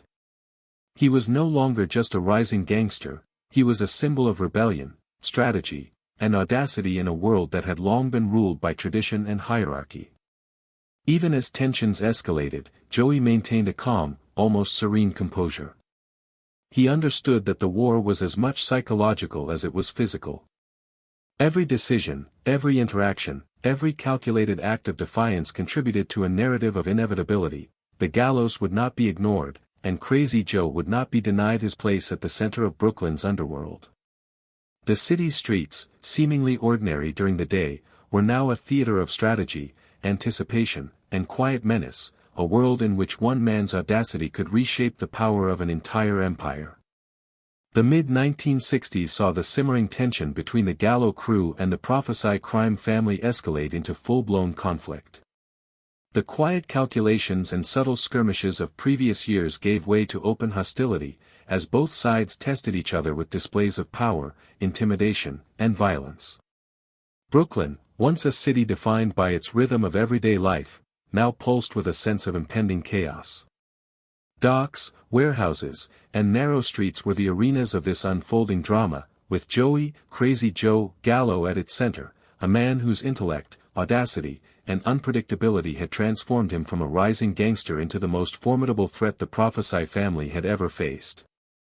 The early clashes were carefully orchestrated, a blend of strategy and psychological warfare. Joey understood the importance of timing, perception, and precision. His crew would execute a bold hijacking or enforce a protection racket, ensuring maximum visibility to both allies and rivals. Yet every act was calculated to avoid unnecessary bloodshed. Joe's brilliance lay in his ability to communicate power without overexposing himself or his crew. He turned each confrontation into a demonstration of capability, a subtle warning to anyone who might consider challenging him. One defining moment occurred during a contested gambling operation in Red Hook. Profaci loyalists attempted to assert control over a profitable dice game that had been quietly seized by the Gallos. Joey anticipated their move, positioning his men strategically throughout the area. When the confrontation unfolded, it was swift and precise: intimidation, minor property damage, and a display of force that sent the intended message without spilling unnecessary blood. The effectiveness of the operation cemented the Gallos' reputation for tactical genius, reinforcing the mythos of Crazy Joe and demonstrating that he was both intelligent and ruthlessly capable. Brooklyn's criminal network began to take notice. The Gallos were no longer simply a local crew, they were a rising faction whose actions and reputation could not be ignored. Soldiers, captains, and younger associates across neighborhoods observed Joe's methods with fascination, some drawn by admiration, others by fear. This growing influence extended beyond immediate operations, it reshaped alliances, loyalty, and the perception of power throughout the city. Joe understood this implicitly: reputation was a weapon as sharp and deadly as any firearm, and he wielded it with care. The internal dynamics of the Gallo crew were equally critical to their rising power. Larry Gallo, the eldest brother, provided a stabilizing influence, tempering Joey's impulsiveness with measured judgment. Albert Gallo, the youngest, served as the enforcer, executing orders with a blend of precision and brutality that made threats real and consequences unavoidable. Together, the three brothers created a cohesive unit, their loyalty to one another unshakable. This familial bond became a cornerstone of the crew's strength, ensuring unity, strategic coordination, and an unwavering capacity to challenge larger, more established forces. Public perception remained a vital aspect of Joey's strategy. He cultivated a persona that blended sophistication, charm, and danger. Nightclubs, social gatherings, and restaurants became stages where he reinforced his legend, commanding attention and respect while subtly unsettling rivals. Joey understood that the image of power often influenced the reality of it. By carefully controlling how he was seen, confident, composed, and untouchable, he ensured that fear and respect followed him wherever he went. Even civilians and law enforcement began to whisper about the daring exploits and enigmatic charisma of Crazy Joe, further enhancing his mythos. While much of Joey's approach relied on intelligence and strategy, violence remained a tool of last resort, used precisely, efficiently, and symbolically. Each confrontation was designed to assert dominance, deter challenges, and consolidate control. One notable episode involved an attempted takeover of a profitable waterfront operation by a rival crew. Joey responded decisively, using a combination of careful positioning, intimidation, and selective force. The rivals were humiliated, their loyalty questioned, and the Gallos' reputation as a calculated, formidable force solidified. Joey's ability to balance aggression with strategy made him unpredictable, and therefore dangerous. This period also highlighted Joey's skill at navigating alliances and fractures within the Profaci family. The old guard, accustomed to unquestioned loyalty, found themselves challenged by younger soldiers increasingly drawn to Joey's philosophy: boldness, intelligence, and audacity rewarded, tradition and hierarchy questioned. Internal tension grew, with whispers of betrayal, shifting loyalties, and quiet plotting. The stage was set for the inevitable confrontation, a war that would engulf Brooklyn and forever alter the landscape of organized crime. At the same time, law enforcement began to take greater notice. The Gallo's activities, while meticulously planned, left traces of audacity that could not go unseen. Police reports, informants, and surveillance heightened the pressure on both sides, adding a layer of complexity to the conflict. Joey's brilliance lay in anticipating these pressures, adjusting tactics, and ensuring that his crew remained protected and effective. Risk was never ignored, it was calculated, managed, and transformed into an advantage whenever possible. By the mid-1960s, the war that had been quietly brewing for years had become unavoidable. Streets, docks, and alleys were charged with anticipation and fear. The Gallos had evolved from a small, ambitious crew into a powerful, disciplined faction capable of directly challenging the authority and control of one of New York's oldest mafia families. Joey Gallo's combination of strategy, intelligence, and fearless audacity had positioned him as the central figure in a conflict that would define a generation of organized crime. He was no longer simply a rising star, he was a symbol of rebellion, strategy, and the dangerous allure of audacity in a world dominated by tradition and control. Even as the city slept under the glow of streetlights, the tension in Brooklyn was palpable. Every warehouse, dock, and back alley could become a site of confrontation, every move by the Profaci family could provoke retaliation, every choice by the Gallos could shift the balance of power. Joey moved through this world with a calm, calculated confidence, fully aware that the coming years would test loyalty, strategy, and survival itself. The stage was set, and the players were in place. A war was coming, and Crazy Joe Gallo intended to shape it on his own terms. By the late 1960s, the simmering conflict between the Gallo brothers and the Profaci crime family had erupted into an all-out war, a bloody struggle for control of Brooklyn's underworld that would etch itself into Mafia history. The quiet tension, carefully built over years of audacious maneuvers, hijackings, and psychological games, now exploded into open confrontation. Streets that once thrived with ordinary activity, the hum of fairy horns, children playing in alleys, and the late-night chatter of vendors, were now tense with uncertainty. Every warehouse, dock, and neighborhood block became a potential battleground. Joey, Crazy Joe Gallo, his intellect and audacity fully realized, stood at the center of this storm, orchestrating every move with a combination of strategy, charm, and calculated aggression. The war began subtly but escalated quickly. Small skirmishes erupted at gambling dens, docks, and contested operations. What might have seemed like minor incidents to outsiders were, in reality, calculated strikes designed to test loyalty, intimidate rivals, and assert dominance. Joe's approach was never impulsive. He carefully observed the movements of Profaci loyalists, assessed weaknesses, and orchestrated responses that maximized psychological impact while minimizing unnecessary exposure. Each confrontation served to reinforce his reputation as both brilliant and unpredictable, a combination that kept allies loyal and rivals off balance. One particularly notable early clash occurred at a waterfront warehouse in Red Hook. A shipment of valuable goods, previously under Profaci's supervision, had been quietly diverted by the Gallo crew.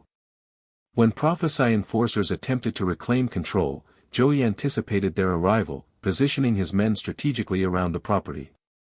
The confrontation was swift and precise. Intimidation and displays of force were employed to establish dominance, with minimal bloodshed, a masterful demonstration of power that sent a message to the family: the Gallos were no longer to be ignored.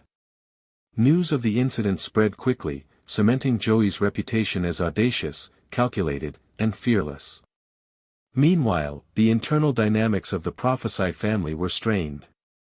Long-standing loyalty was tested as soldiers and captains questioned whether adherence to old hierarchies remained the safest path. Joey's philosophy, boldness rewarded, intelligence respected, and loyalty earned rather than demanded, appealed to younger members of the Mafia, drawing them quietly toward the Gallo faction. Even seasoned veterans, accustomed to the predictable rhythms of power, found themselves unnerved by the unpredictability and audacity of Joey's tactics. Brooklyn's criminal landscape was shifting, and the old guard struggled to maintain control. The gallows' rise was not limited to force and intimidation, it was strategic in every sense. Joey cultivated alliances, leveraged intelligence networks, and manipulated perception to his advantage. Spies and informants provided critical insight into rival movements, while every public appearance reinforced his image of control, sophistication, and danger. He understood that power extended beyond the street, it existed in the minds of men, in the whispers of neighborhoods, and in the fear and admiration that followed his every action. Reputation had become a weapon, and Joey wielded it with precision. Family loyalty within the Gallo crew remained their greatest asset. Joey's brothers, Larry and Albert, complemented his vision perfectly. Larry's calm, analytical mind balanced Joey's boldness, while Albert's capacity for swift, decisive action ensured that threats were met without hesitation. This cohesion allowed the Gallows to operate with a level of coordination and efficiency that rivaled the established hierarchy of the Profaci family. Each brother understood his role, each man trusted the others implicitly, and together they formed a unit capable of executing complex operations that seemed almost choreographed in their precision. Public perception was another battlefield. Joey's carefully cultivated image, stylish suits, charismatic conversation, and a commanding presence, was not mere vanity. It was a tool, a way to reinforce his influence and unsettle rivals. Stories of his daring exploits, intelligence, and ruthlessness spread across Brooklyn, elevating his status beyond the streets. Civilians, law enforcement, and potential allies all became unwitting participants in a game orchestrated by a man who understood the power of legend as well as the power of action. As the war intensified, law enforcement scrutiny increased. The Gallows operations, while meticulously planned, drew attention due to both their audacity and the sheer volume of their confrontations. Police surveillance, informants, and investigations added a new layer of risk, yet Joey's strategic foresight allowed him to minimize exposure.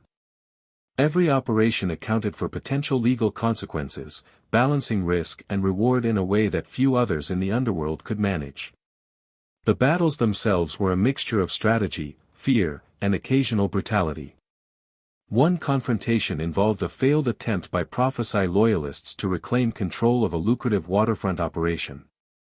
Joey's preemptive measures ensured that the attack was neutralized efficiently. Intimidation, minor property destruction, and strategic displays of force communicated the message clearly: the Gallows were organized, intelligent, and in control. Each encounter reinforced the psychological edge Joey had cultivated, reminding both allies and adversaries that his crew operated on a different level of planning and audacity. By this stage, the Gallows were no longer just challengers, they were a dominant faction reshaping Brooklyn's criminal order. Streets, docks, and neighborhoods were theaters in which loyalty, strategy, and perception determined survival. Every operation, every public appearance, every strategic alliance contributed to the growing legend of Crazy Joe. He was no longer simply a rising gangster, he had become a symbol of rebellion, intelligence, and audacious leadership in a world governed by tradition, fear, and rigid hierarchies. Even as the city moved through its daily rhythms, a quiet war raged beneath the surface. Every warehouse, alley, and dock held potential danger, every movement by the Profaci family could provoke retaliation, every choice by the Gallows could tip the balance of power. Joey moved through this world with calm confidence, fully aware that the coming years would test loyalty, strategy, and survival itself. He understood that the war was as much about perception, planning, and timing as it was about violence, and he intended to shape it entirely on his own terms. By the late 1960s, the Gallo-Profaci conflict had reached a boiling point. What had begun as quiet defiance, carefully measured skirmishes, and strategic displays of power had transformed into an open and brutal struggle for control over Brooklyn's underworld. The Gallows were no longer merely a disruptive crew, they had become a dominant, feared, and respected faction. Joey, Crazy Joe Gallo's intelligence, audacity, and charisma had elevated him beyond the role of a simple gangster. He was now a central figure in a violent chess game where every move carried life-or-death consequences. The streets, docks, and warehouses of Red Hook and Carroll Gardens became stages for confrontations that blurred the lines between legend and reality, where fear and respect coexisted in a delicate, dangerous balance. The scale of the conflict expanded dramatically during this period. Small operations, previously designed to test loyalty and establish presence, evolved into larger, more audacious campaigns. High-stakes hijackings, the takeover of profitable gambling dens, and the enforcement of protection rackets all became instruments in a broader strategy to undermine Profaci authority. Joey's genius lay in orchestrating these operations with meticulous care. Each act of defiance was both a practical gain and a psychological strike, a demonstration that the Gallos were capable of challenging one of the city's oldest and most respected mafia families. One particularly daring episode involved a shipment of high-value alcohol destined for a Profaci-run speakeasy. Joey and his crew had studied the operation for weeks, mapping security patterns, identifying weaknesses, and coordinating timing down to the minute. When the night of the heist arrived, the Gallos struck with precision and efficiency. Not a shot was fired, yet the message was unmistakable: the old guard's control could be circumvented, challenged, and ultimately broken. To the wider criminal community, this was more than a theft, it was proof that Joey Gallo was both bold and brilliant, a man who could reshape the rules of the game without chaos overtaking his crew. The psychological aspect of Joey's approach became increasingly evident. He understood that influence in the mafia extended far beyond muscle and money. Reputation, perception, and fear were equally powerful tools. His public persona, well-dressed, calm, charismatic, and intimidating, was carefully cultivated to reinforce his growing legend. Clubs, restaurants, and social gatherings became theaters where he displayed confidence and control, subtly signaling to allies and rivals alike that he commanded both respect and caution. Every smile, every gesture, every word was part of a strategy designed to keep others off balance while enhancing his aura of unpredictability. Internal dynamics within the Gallo crew were critical to their effectiveness. Larry, the eldest, maintained a level-headed perspective, balancing Joey's audacity with careful planning and risk assessment. Albert, the youngest, acted as an enforcer, executing operations with efficiency and precision.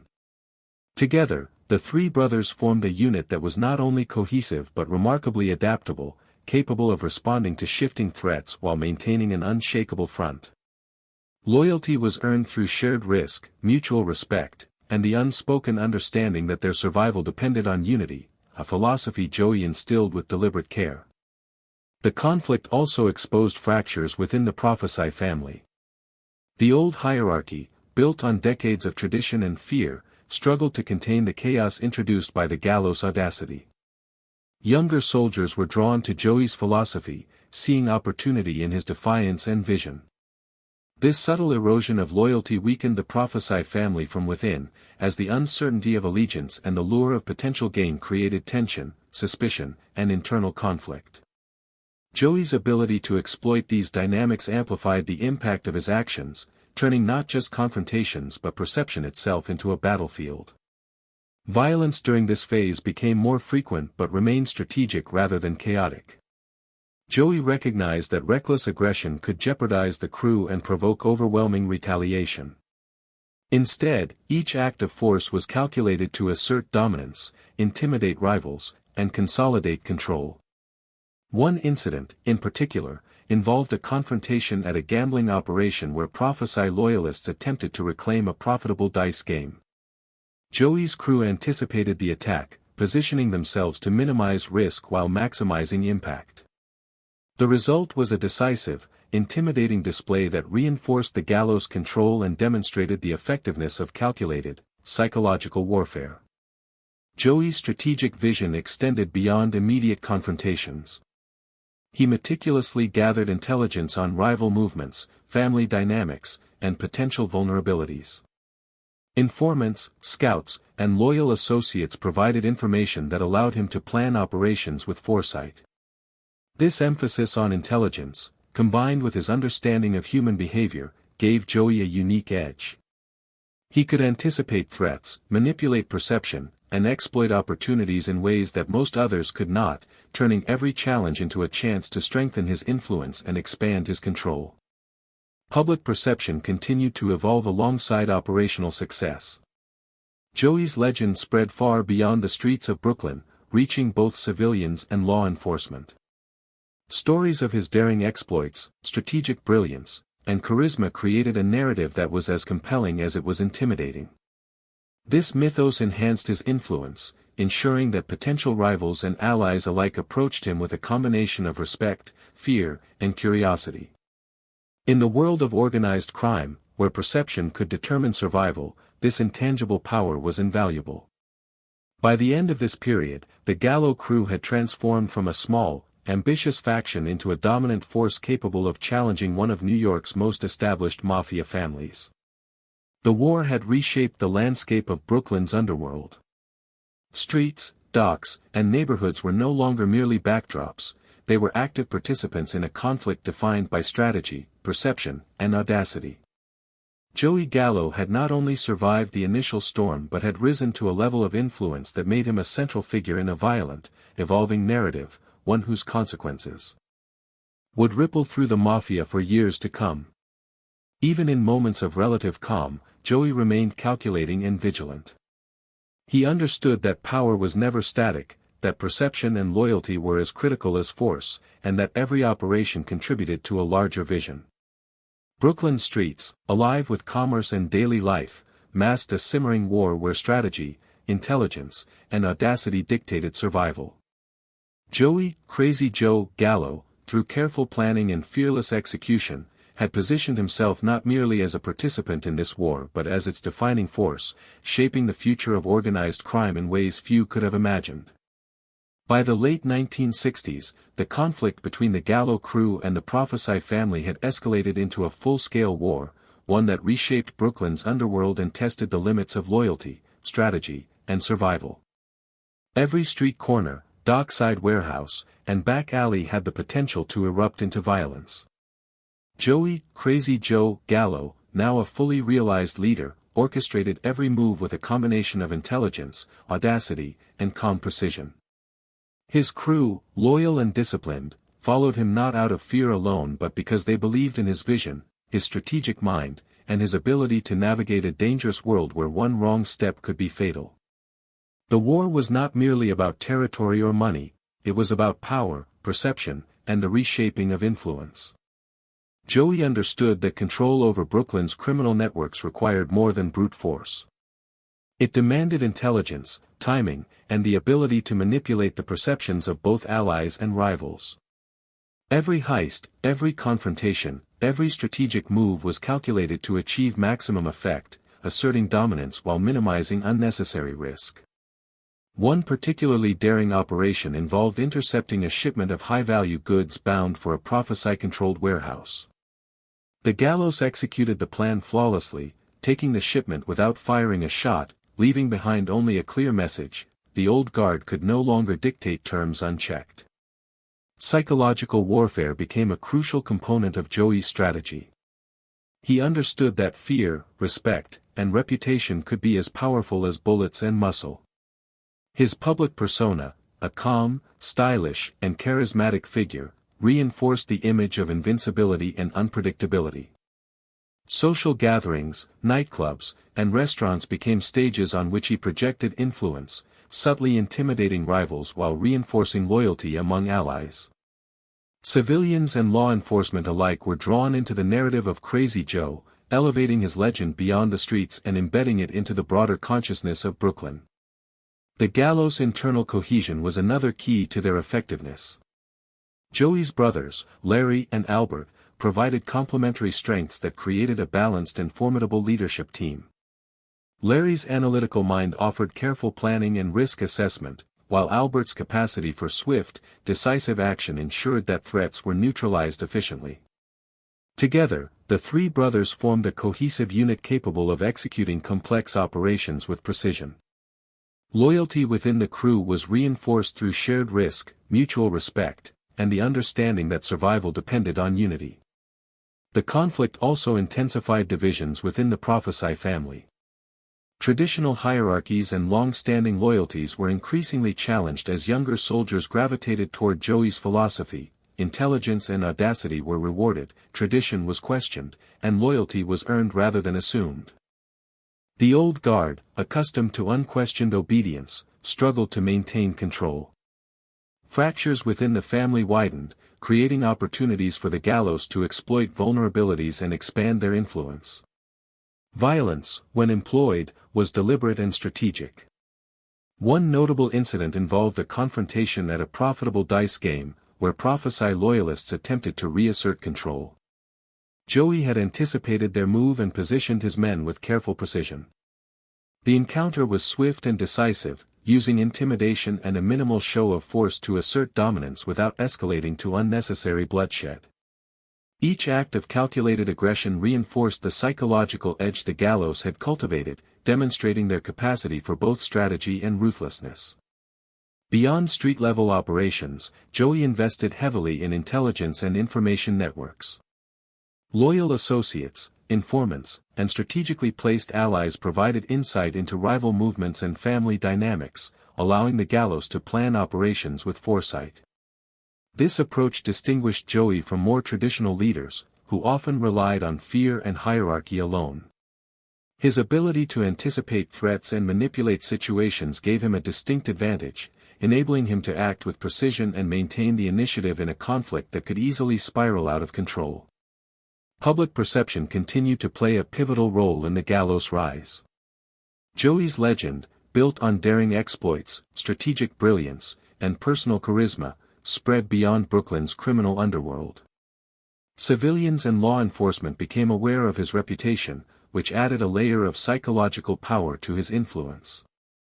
In a world where image could dictate survival, Joey had mastered both reality and perception, ensuring that the story of Crazy Joe Gallo reached every corner of the city, enhancing his aura of authority and inevitability. As the war progressed, the Gallos expanded their operations into new territories, consolidating power while simultaneously testing the limits of Profaci influence. Each success reinforced their narrative of strategic superiority, daring, and relentless ambition. The careful orchestration of operations, combined with calculated public appearances and psychological tactics, ensured that Joey remained at the center of both the action and the perception of power. He was not only participating in a war, he was shaping its course, controlling the narrative, and defining its consequences. By this stage, it was clear that Joey Gallo's rise was no longer just a personal story, it was the story of a shifting underworld. Brooklyn's criminal hierarchy was being rewritten through audacity, strategy, and intelligence. Joey's combination of leadership, psychological insight, and strategic planning had transformed the Gallos from a disruptive faction into a dominant force. Streets, docks, and neighborhoods had become arenas in which perception, loyalty, and tactical brilliance determined survival. Joey was not merely surviving the chaos, he was orchestrating it, molding it to his vision, and ensuring that the Gallo name would leave an indelible mark on the history of organized crime. Even amidst the chaos, Joey maintained a calm and calculated demeanor. Every decision, every operation, and every interaction contributed to the broader narrative he was shaping. The war was as much about control, perception, and intelligence as it was about force. And through it all, Crazy Joe Gallo emerged as a figure whose audacity, brilliance, and charisma made him not just a participant, but a defining force in Brooklyn's Mafia history. By the late 1960s, the war between the Gallo crew and the Profaci family had reached a level of intensity that few could have predicted. What began as subtle defiance and strategic skirmishes had now escalated into open and calculated conflict, with every street, dock, and warehouse in Brooklyn a potential battleground. Joey, Crazy Joe Gallo had become the linchpin of this struggle, a man whose intelligence, audacity, and magnetic charisma allowed him to orchestrate complex operations with precision. His presence commanded attention, respect, and fear, and his crew followed him with unwavering loyalty, understanding that survival and success depended on the cohesion, strategy, and daring leadership he provided. The Gallo crew had evolved from a street-level gang into a formidable force capable of challenging the authority of one of New York's oldest mafia families. Their operations extended far beyond petty theft or minor disputes. They now controlled lucrative protection rackets, high-stakes gambling, and strategic hijackings. Each operation was meticulously planned, taking into account intelligence on rival movements, potential law enforcement interference, and psychological impact. Joey's brilliance lay not only in executing these actions but in shaping perception. Each victory, each bold move, amplified his reputation and solidified the Gallo's dominance. One particularly audacious operation involved the interception of a high-value shipment of imported goods en route to a Profaci-controlled warehouse. Joey and his crew had studied the shipment for weeks, mapping out security routines, observing guard schedules, and identifying potential escape routes. On the night of the operation, the plan unfolded flawlessly. The goods were seized without firing a single shot, and the operation sent a clear message to both allies and rivals: the Gallos were audacious, capable, and not afraid to challenge the established order. To the broader criminal network, this act reinforced Joey's image as a daring strategist, one who could bend circumstance to his will with calm efficiency. Joey's approach combined strategy with psychological warfare. He understood that fear and respect were as powerful as bullets and muscle. His carefully cultivated public persona, charismatic, stylish, and intimidating, served as a tool to enhance this influence. Social gatherings, nightclubs, and public appearances became extensions of his strategy, subtle performances designed to impress allies, unsettle rivals, and reinforce the legend of Crazy Joe. In this way, perception became a weapon, magnifying the impact of his operations and ensuring that the story of Joey Gallo reached beyond Brooklyn's underworld into the consciousness of civilians and law enforcement alike. The internal cohesion of the Gallo crew remained a cornerstone of their success. Larry, the eldest brother, provided a steady, analytical presence, balancing Joey's boldness with measured judgment and strategic foresight. Albert, the youngest, was the enforcer, executing orders with precision and a calculated ruthlessness that ensured the crew's survival in confrontations with rivals. Together, the brothers formed a unified leadership team whose complementary strengths amplified the crew's effectiveness. Loyalty, trust, and shared risk created an unbreakable bond, allowing the Gallos to execute complex operations with coordination and efficiency that rivaled or exceeded their opponents. The Gallos also capitalized on fractures within the Profaci family. The younger generation of soldiers, inspired by Joey's philosophy of intelligence, audacity, and earned loyalty, began to question the old guard's authority. This erosion of traditional hierarchies created vulnerabilities that Joey exploited with calculated precision. Each action against the Profaci family was designed to consolidate power, destabilize the enemy, and shift perception in favor of the Gallos. In doing so, Joey was reshaping the balance of power within Brooklyn's underworld, turning instability into opportunity. Violence, while part of the war, was employed with careful strategy. One notable confrontation involved a late-night dispute over a gambling operation. Profaci loyalists attempted to reassert control, but Joey's crew anticipated their move. The confrontation was decisive yet contained, relying on intimidation, positioning, and targeted action rather than chaotic aggression.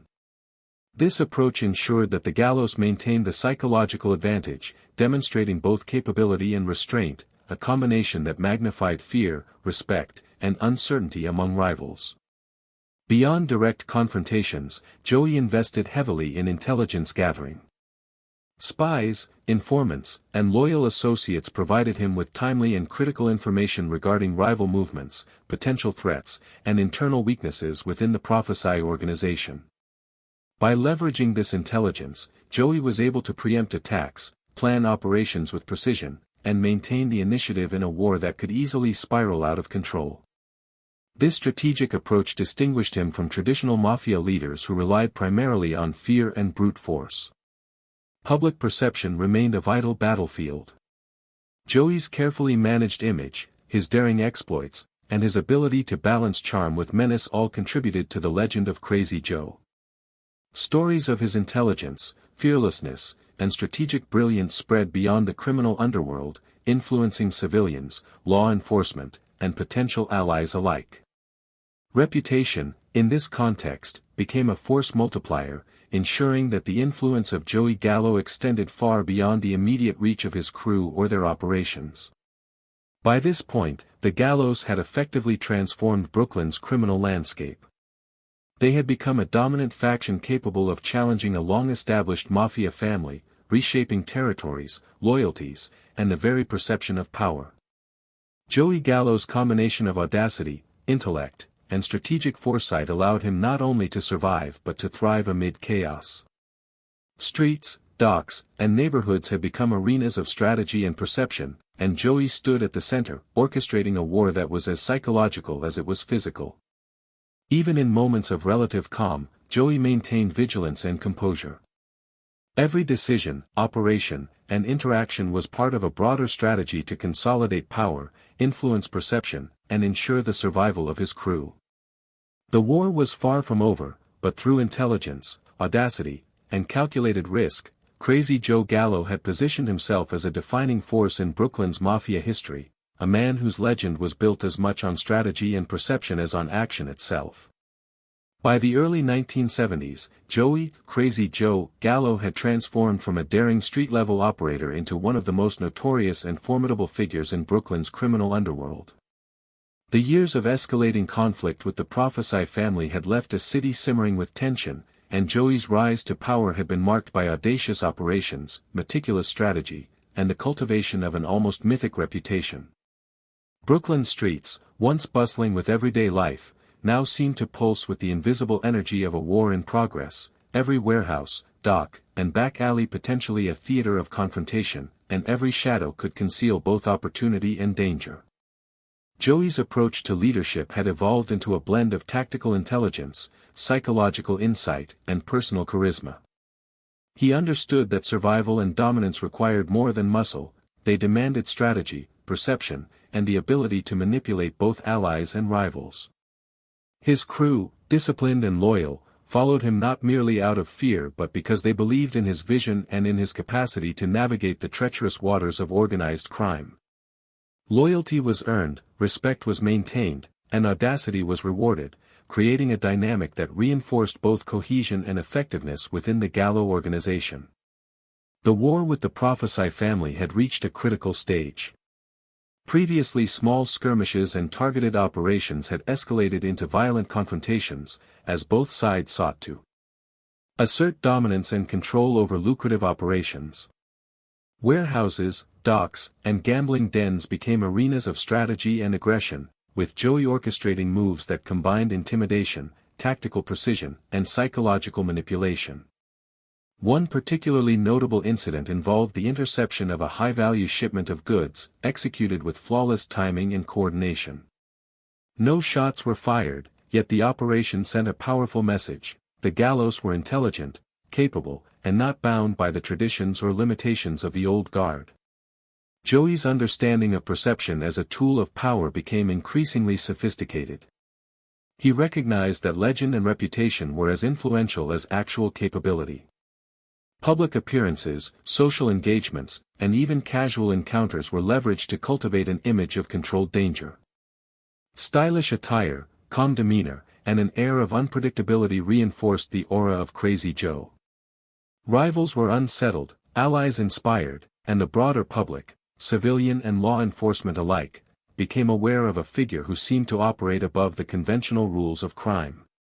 Joey had turned perception into a weapon, magnifying the impact of every operation and consolidating influence far beyond the immediate reach of his crew. The internal cohesion of the Gallo crew remained a cornerstone of their effectiveness.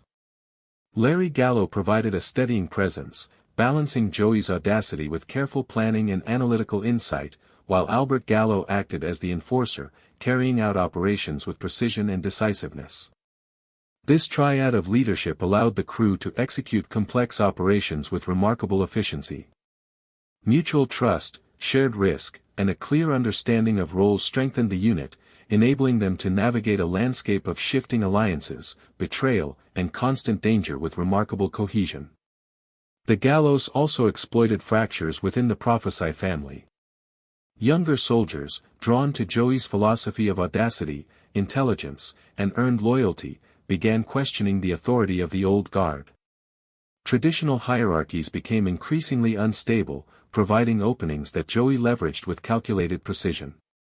Each successful operation or strategic maneuver further undermined the family's authority, shifting perceptions and realigning loyalties across Brooklyn's underworld. Joey's ability to exploit both psychological and operational weaknesses distinguished him from more conventional leaders, giving him a sustained advantage in an escalating conflict.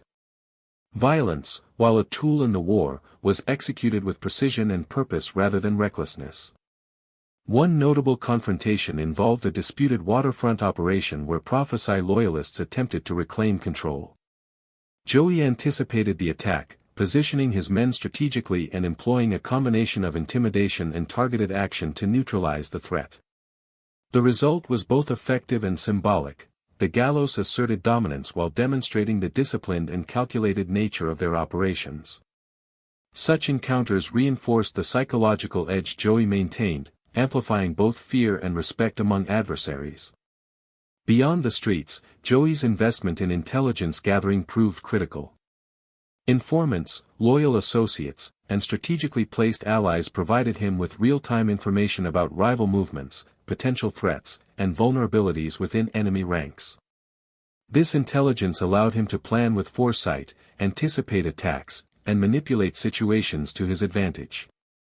Unlike traditional mafia leaders who relied heavily on fear and hierarchy, Joey combined strategic acumen with psychological insight, ensuring that every operation was both tactical and meaningful in the broader narrative of the conflict. Public perception continued to be a powerful ally in Joey's rise. The legend of Crazy Joe Gallo spread throughout Brooklyn, influencing civilians, law enforcement, and criminal networks alike. Tales of daring exploits, intelligence, and fearlessness enhanced his mystique and established a psychological dominance that complemented his operational successes. Reputation had become a strategic asset, amplifying influence and deterring challenges even before confrontations occurred. Joey understood that the power of legend could shape reality as effectively as any action in the streets. By the early 1970s, the Gallos had firmly established themselves as a dominant force capable of challenging, and often outmaneuvering, the Profaci family. Brooklyn's criminal landscape had been transformed through a combination of audacity, strategy, psychological insight, and disciplined execution.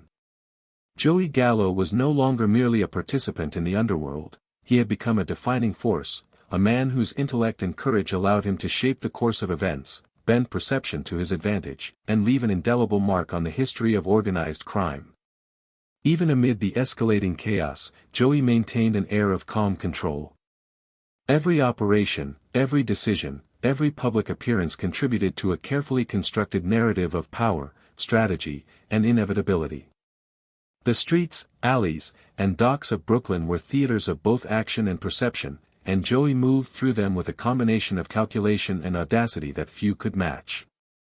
The war was far from over, but through intelligence, foresight, and relentless ambition, Crazy Joe Gallo had positioned himself not only to survive the storm but to dominate it, shaping the legacy of an entire era of organized crime.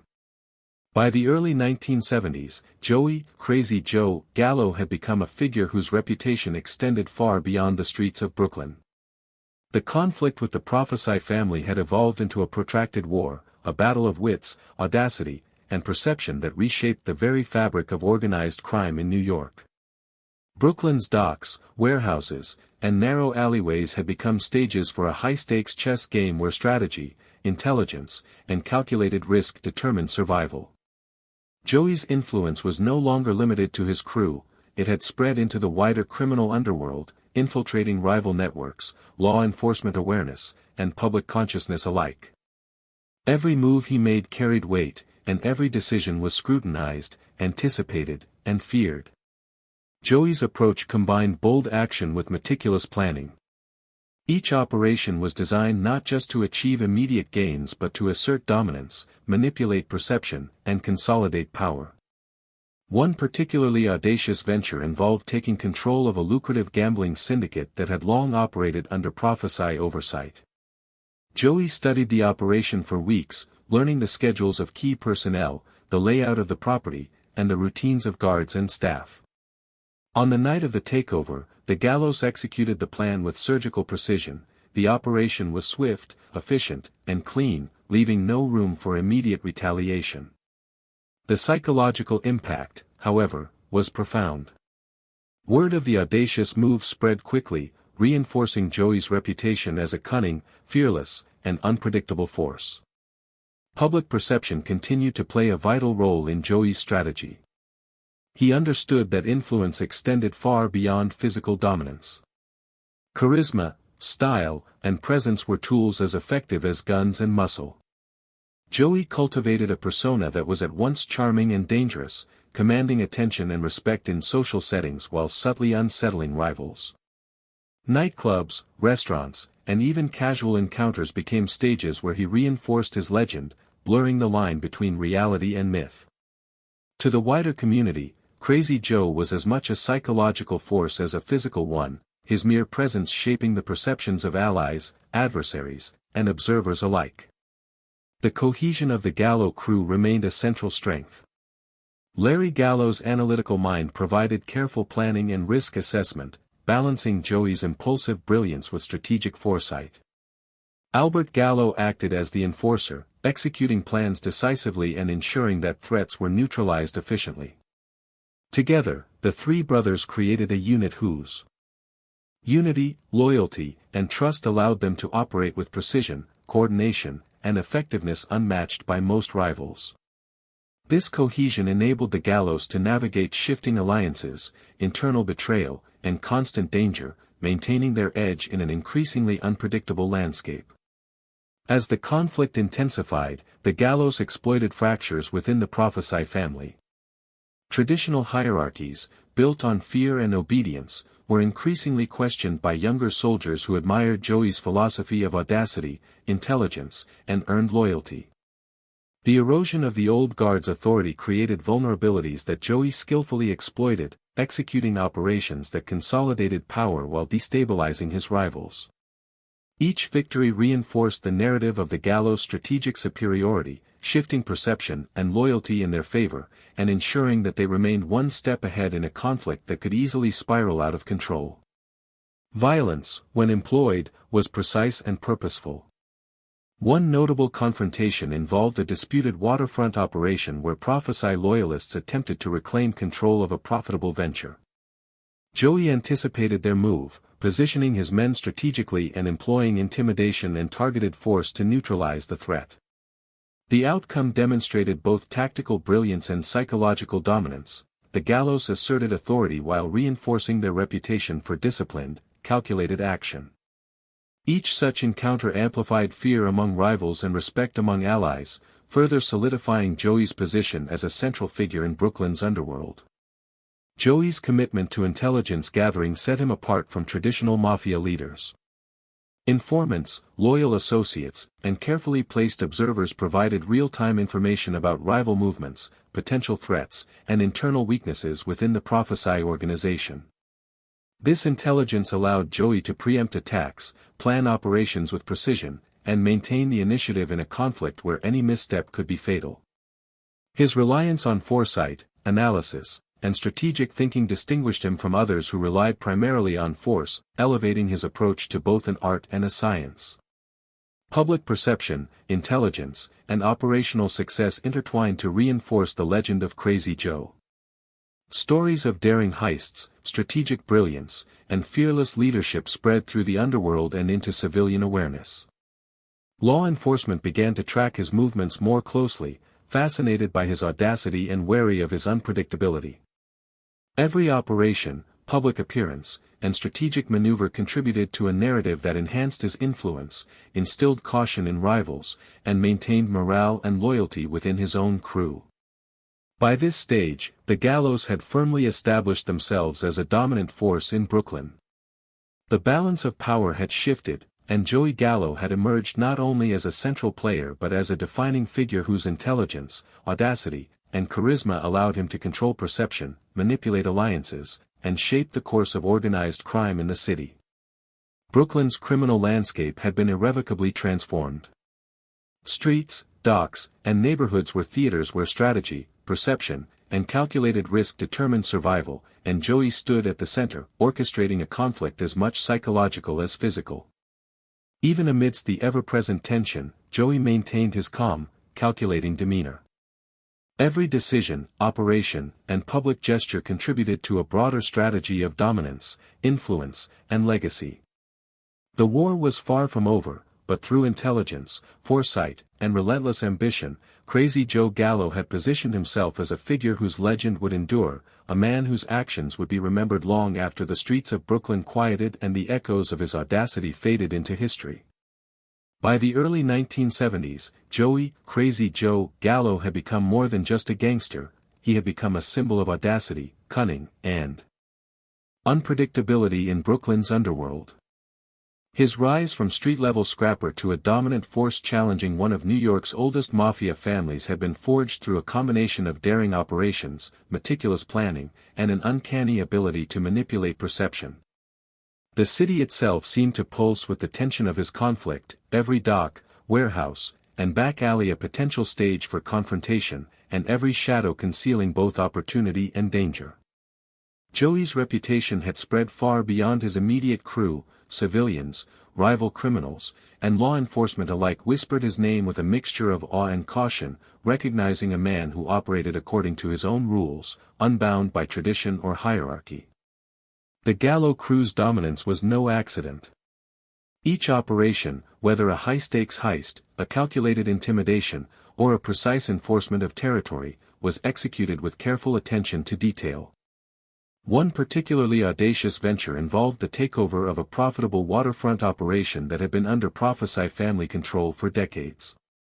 Joey and his crew observed patterns, identified weak points, and executed the operation with such precision that the family's loyalists were left both humiliated and wary of further confrontation. It was not simply the success of the operation that mattered, but the psychological impact. Joey had demonstrated his intelligence, foresight, and fearlessness in a single calculated move. Public perception continued to be a vital instrument in Joey's arsenal. His persona, stylish, calm, charismatic, yet undeniably dangerous, was carefully cultivated to reinforce his legend. Social gatherings, nightclubs, and casual encounters were opportunities to project authority, unsettle rivals, and inspire loyalty. The story of Crazy Joe became larger than life, a man whose audacity, intellect, and unpredictable nature made him simultaneously feared, admired, and envied. Every interaction, every carefully measured gesture, contributed to the narrative that Joey had crafted, a narrative that extended his influence far beyond the physical reach of his crew.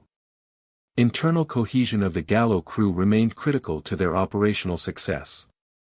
Larry, the eldest brother, brought analytical foresight and tempered judgment to balance Joey's boldness, while Albert, the youngest, acted as the enforcer, capable of executing high-stakes operations with speed and precision.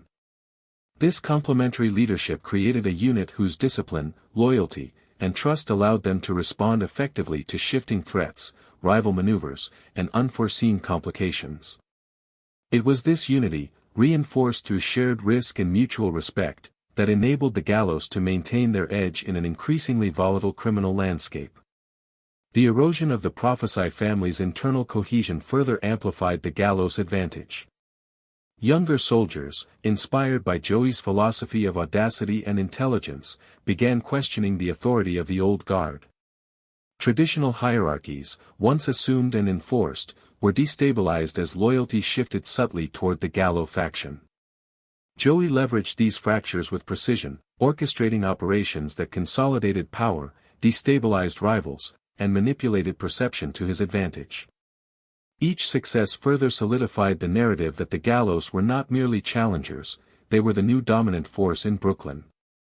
Violence during this phase, while more frequent, was always executed with calculation and purpose. One notable confrontation involved a contested gambling operation where Profaci loyalists sought to reclaim control.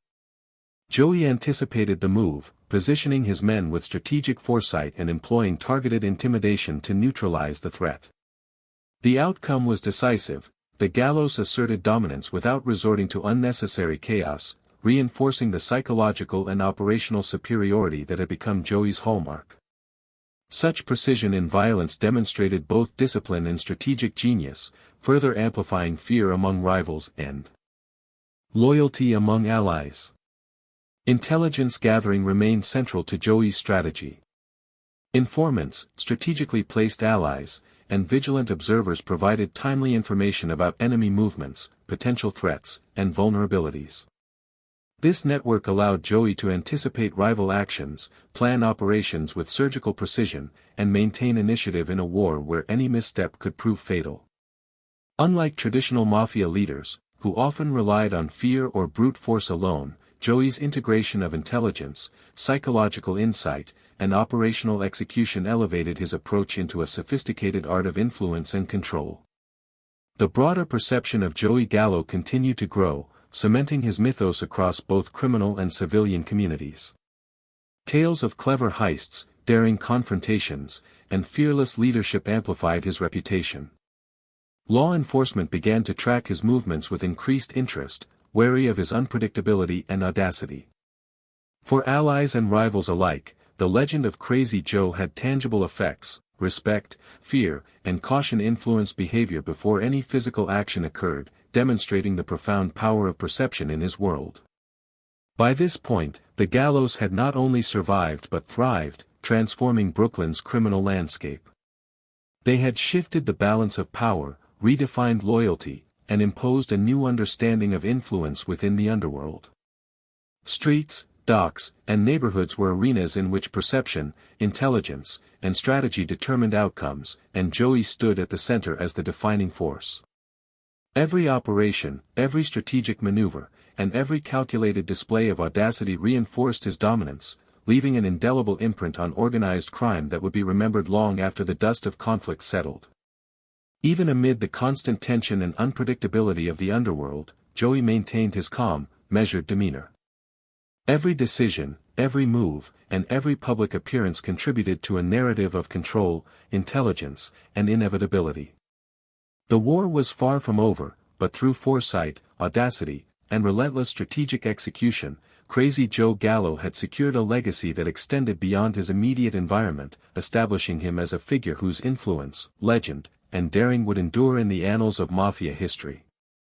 By the mid-1970s, Joey, Crazy Joe, Gallo had become a legendary figure in Brooklyn's underworld. His audacious rise, from street scrapper to a dominant force challenging powerful Mafia families, was marked by daring operations, careful strategy, and a magnetic charisma that inspired both loyalty and fear. Every street, dock, and alley bore traces of his influence, yet his notoriety made him a target. Rivals plotted, law enforcement watched, and even friends could turn into enemies. Despite the dangers, Joey moved with calm precision, understanding that survival depended as much on perception as on action.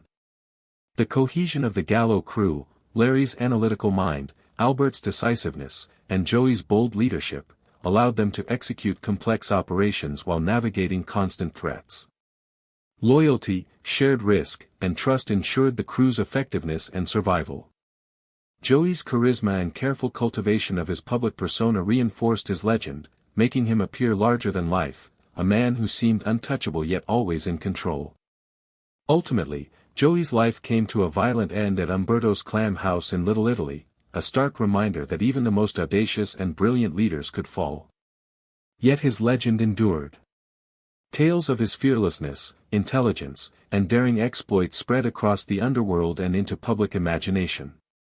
Brooklyn's streets had been reshaped by his influence, and his story became a symbol of both the allure and peril of life on the edge. Joey Gallo's legacy lies in contrasts: brilliance and recklessness, loyalty and betrayal, myth and reality. He challenged tradition, redefined power, and left an indelible mark on organized crime. Though he is gone, the story of Crazy Joe continues to captivate, a lasting testament to audacity, strategy, and the enduring power of reputation.